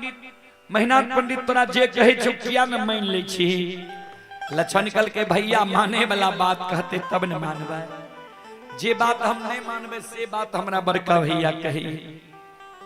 मंगरू पंगरू दोनों भाई लछन के गोद में बैसा के लछन के सूरत निहार निहार कौन जे आहा सावली सूरतिया मोहनी मूर्तिया वाला छोटका भाई के कल बड़का निर्दयी भाई आग में जला के मार देते। लछन के कहे, लछन सोन ए रे तोरा जय दुनिया में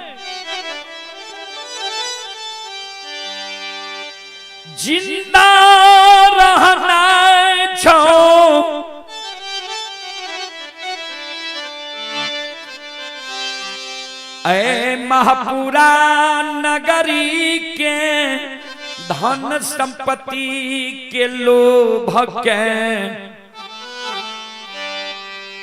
त्याग के ये महापुरा नगरी से जान बचा के भाग जो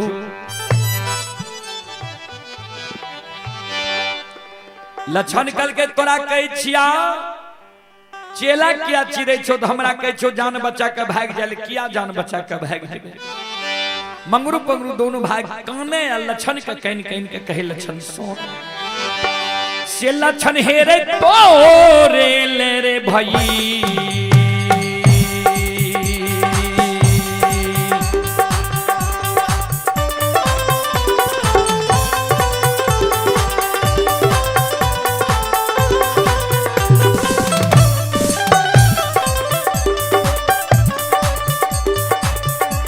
रे दुलरुआ अरे तोरे भैया रे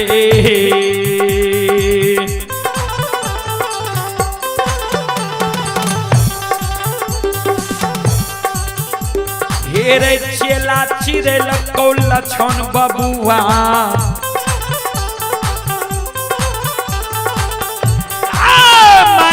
तो कायल है याग में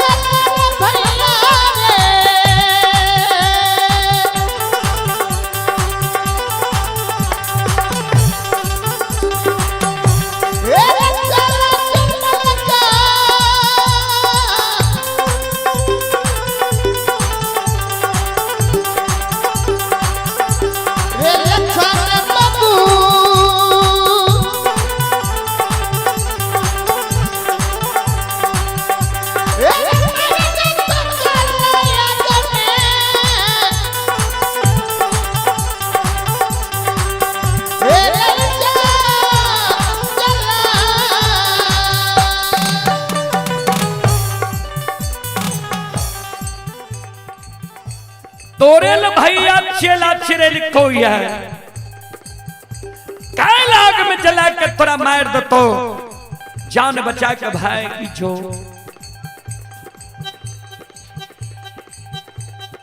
लक्षण कहे से कौन गलती के लिए जे भैया हमरा ले चेला चिरे लिखैया कल के भाई के मुहा मुही सवेरे सवेरे तू बोल गली भाई के मुहा मुही कह दली जे सब बात मान लब एगो बात नहीं मानब कारो भैया के पूजा नहीं छोड़बा लक्षण कहे हम की जाने गलिए जे एक बात से भैया के एक बड़ा क्रोध है जीते किया न हमरा भैया के बुझा समझा दल जे किया भाई के कहीं भाई आग में जला के मार लकैया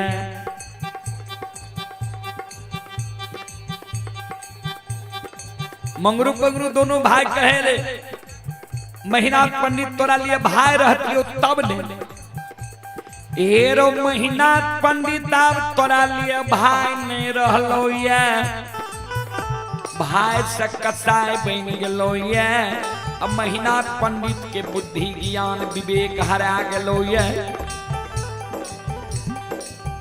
तोरा कल 12 बजे दिन में आग में जला के मार देतो लक्षण मन में सोचे जब भैया चेला छिरा दिल के ताग में जला के मारिए ता देते सबसे बड़ो समाज होय छे समाज में जाय छिए समाज के मरण मंजन प्रमुख लोग के कहबे हमरा भैया के बुझा दो समझा दो ओई जगह से लक्षण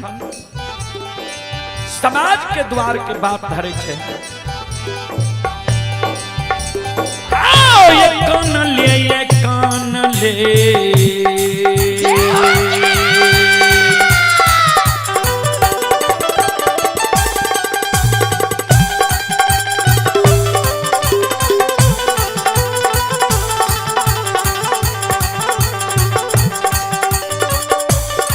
हो दुलरवा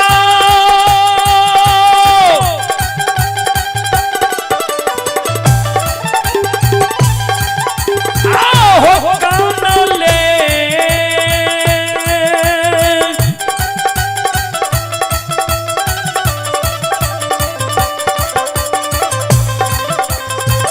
ले हो कान ले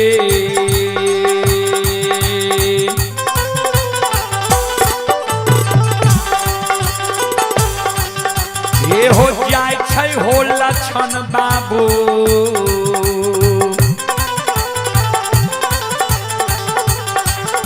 आ जाय समाज के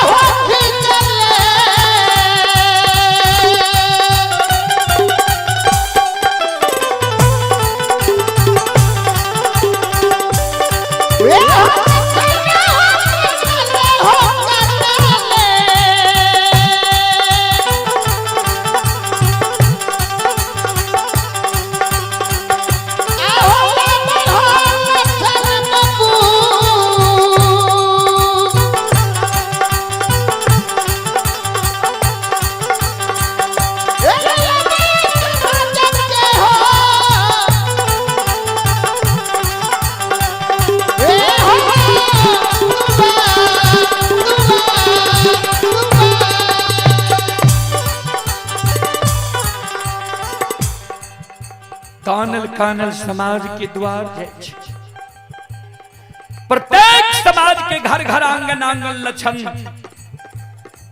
काने सबके आपन दुख दर्द सुनाव बाबूजी आओ ये कोई नहीं सहारा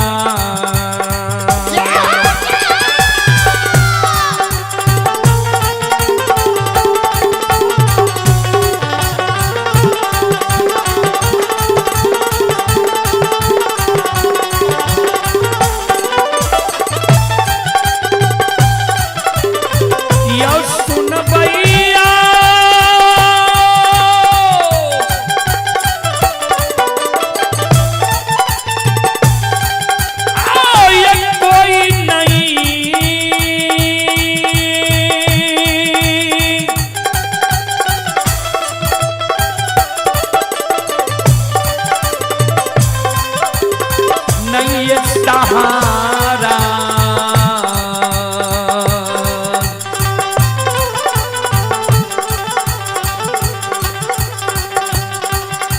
लक्षण के होई छै समाज बाबा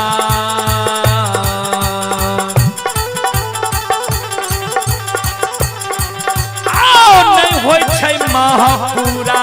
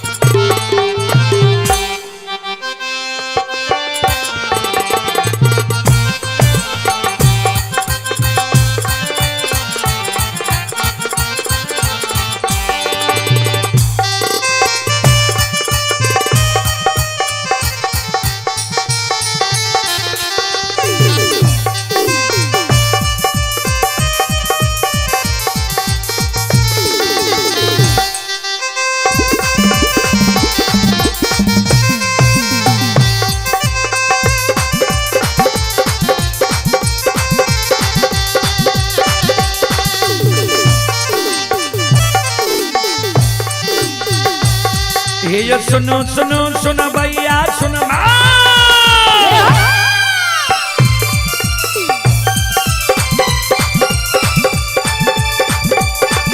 ये सुनो सुनो सुनो भैया सुन भाई योग भैया बजा भैया सुन भाई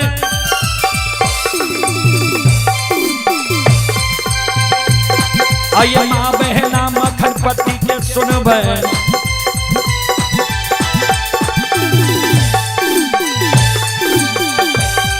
आइए धर्म की बात ध्यान से सुनवे ऐ मालिक के लीला के सुनवे परवर लीला गुस्साए रचल कर माया लगेल कैरा सर चल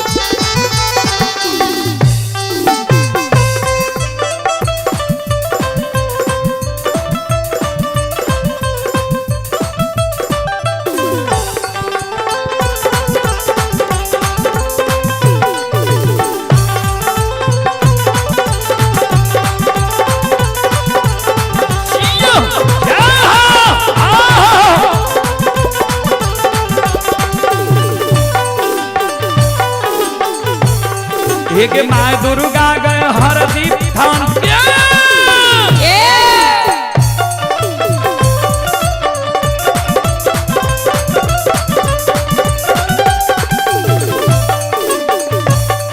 एक माँ दुर्गा गए हरदीप थान के माँ भगवती के मैना गांव के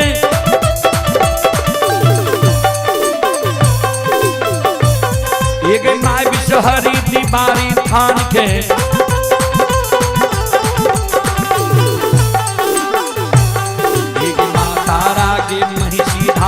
माँ गंगा की मानसी घाट माँ कत्यानी के रेलवे का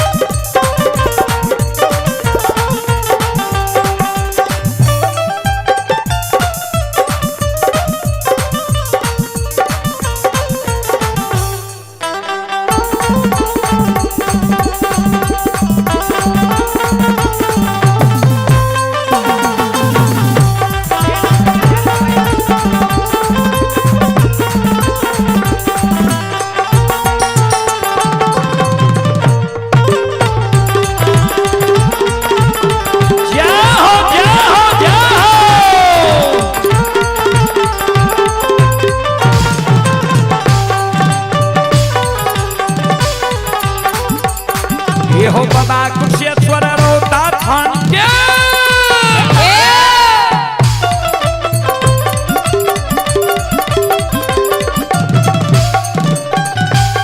ये हो बाबा कुशेश्वर रोता धान के बाबा कारू महपुरा ये धान के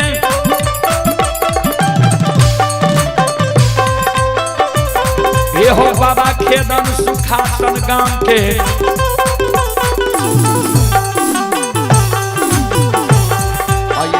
ये रोहनी बलहमपुर गांव बाबा ये चंदीरी गमेल बउआ बक्सर गढ़िया गांव बाबा विष्णु पचरासी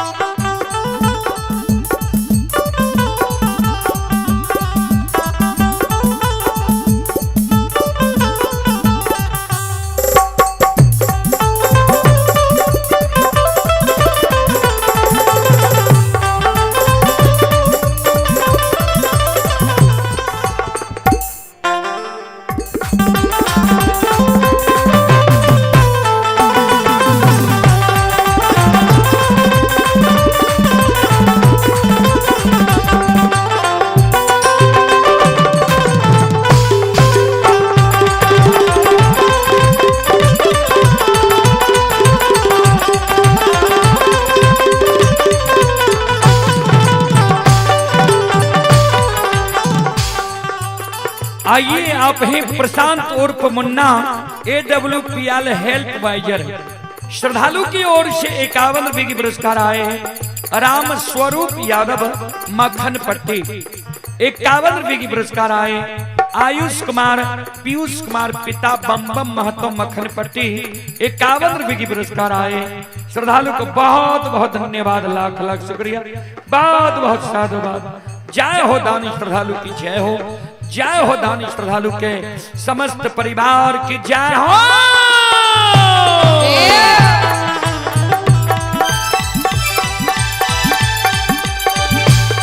ये हो भला बाबा भंडार का भरिए दी हो।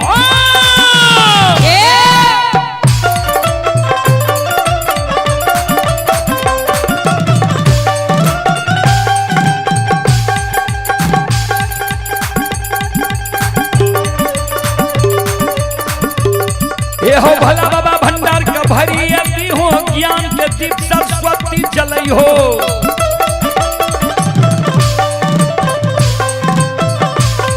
ये मन से नहीं भूलता, तन से नहीं छोड़ता।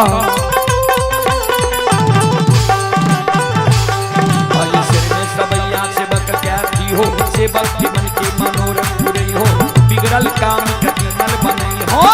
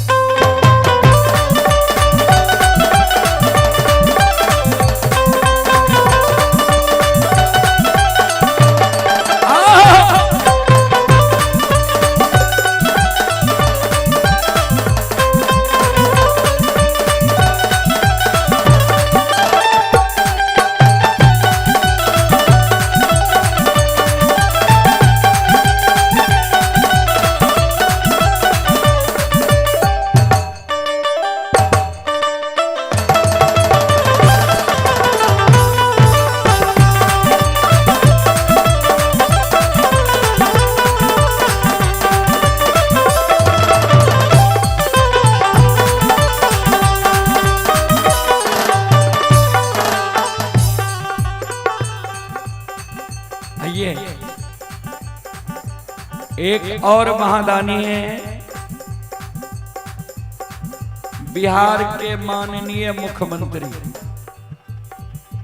नीतीश कुमार जी कटैया, उनकी ओर से 11 रुपए की पुरस्कार आए। श्रद्धालु को बहुत बहुत धन्यवाद, बहुत बहुत साधुवाद। जय हो दानी श्रद्धालु की जय हो, उनके समस्त परिवार की जय हो।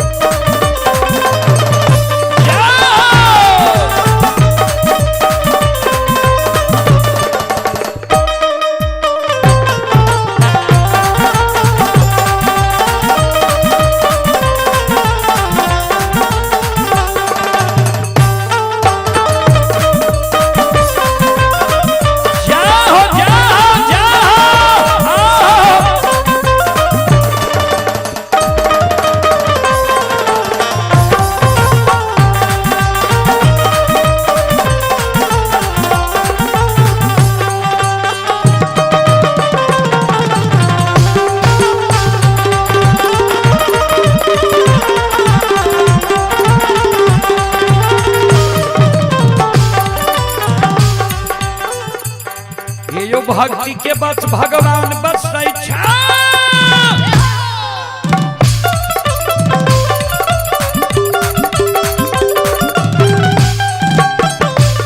ये जो भक्ति के बस भगवान बस ये सब मालिक के भक्ति करल के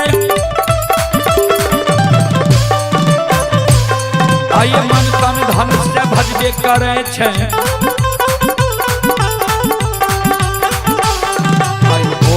बेड़ा पार करे घरे में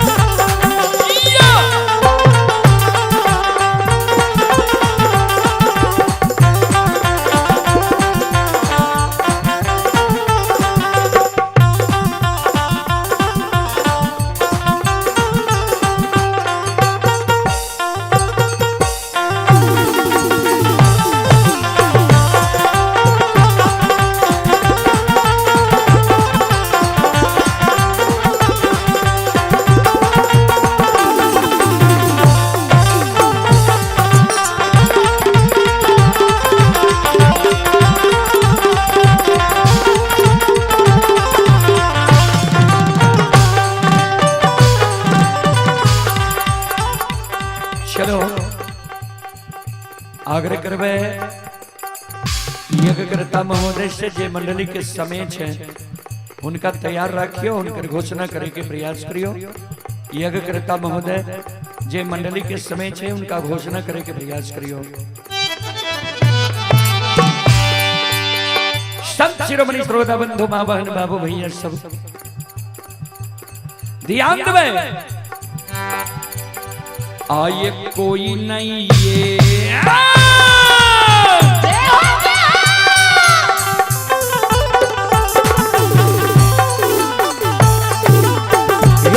बाबा कोई नहीं सहारा,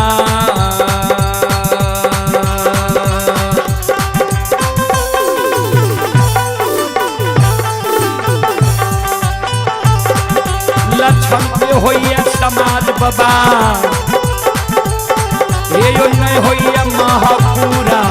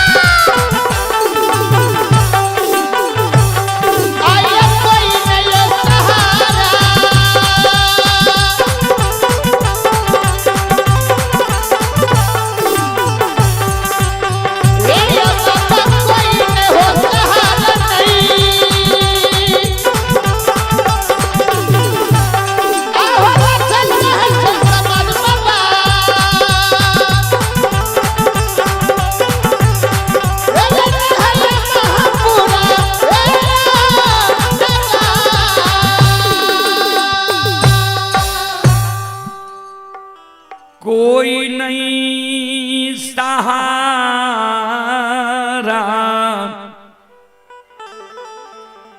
लक्षण के होई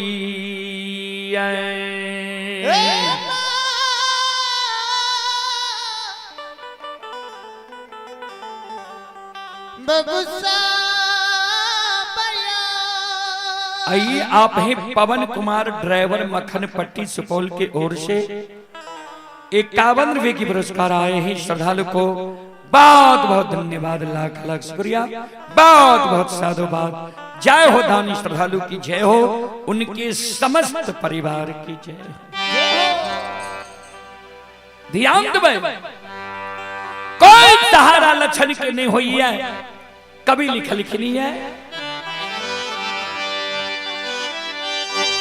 सबे सहायक सबल के निबल सहाय न को,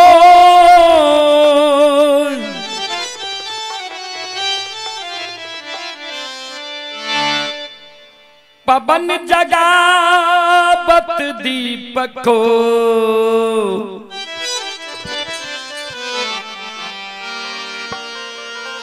पवन जगावत याग को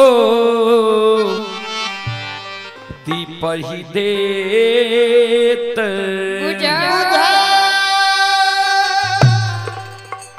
सबे सहायक सबल के निबल न कोई सहाय, पवन जगावत आग को दीप ही देत बुझा।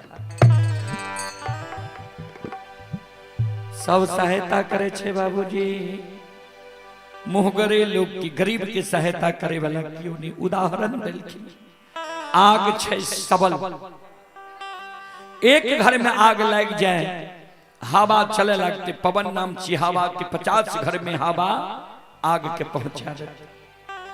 दीप छे गरीब, दीप जले छे, हवा चले लगते दीप के हवा बुझा दे। वह हवा आग के धधका दे छे, वह हवा दीप के बुझा दे छे। वह समान लक्षण के सहारा महपुरा में को ओ नहीं हुई छई।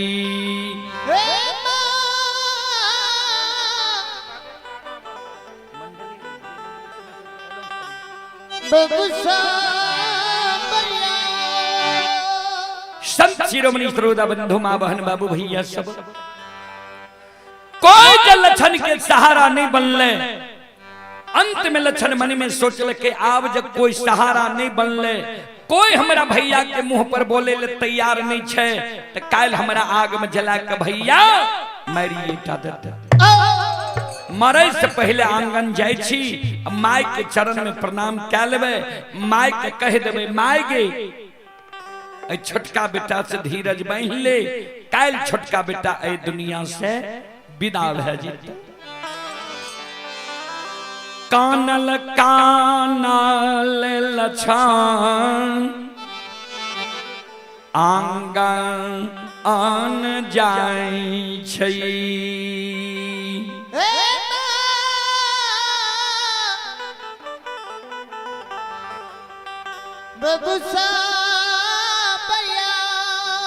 जय न कानल कानल लक्षण आंगन जाय छै, आंगन में मां मायामती खड़ी रहे, माय पर लक्षण के नजर पड़ले। लक्षण हाथ उठा के काने लगा, माय के चरण के भर पांज के पकड़ ले। माय दयालु लक्षण के उठा के हृदय से लगा ले छे, आंचल से लक्षण के आंसू के पोंछ। ध्यान दो, पुत्र कुपुत्र हो जाई, लेकिन माई ना होई कुमाई। पुत्र कुपुत्र भे छे, लेकिन माय कभी बेटा बेटी के लिए कुमार नहीं होई छे।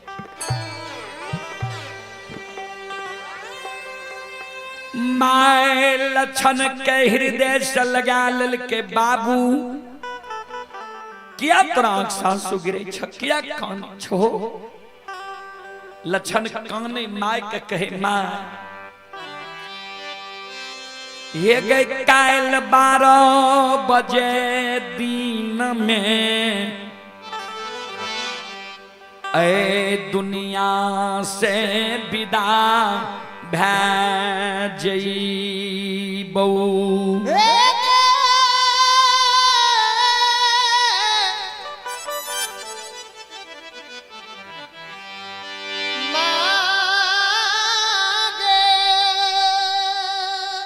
माइकल के कतज भी कल 12 बजे दिन में लक्षण कान कल 12 बजे दिन में हमारा आग में जला के मार देते।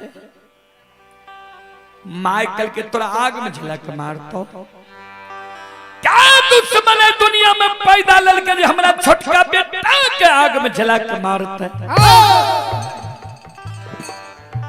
केकरा साथ तू कौन गलती कैली जे के तोरा कल 12 बजे दिन में आग में जला के मारतो।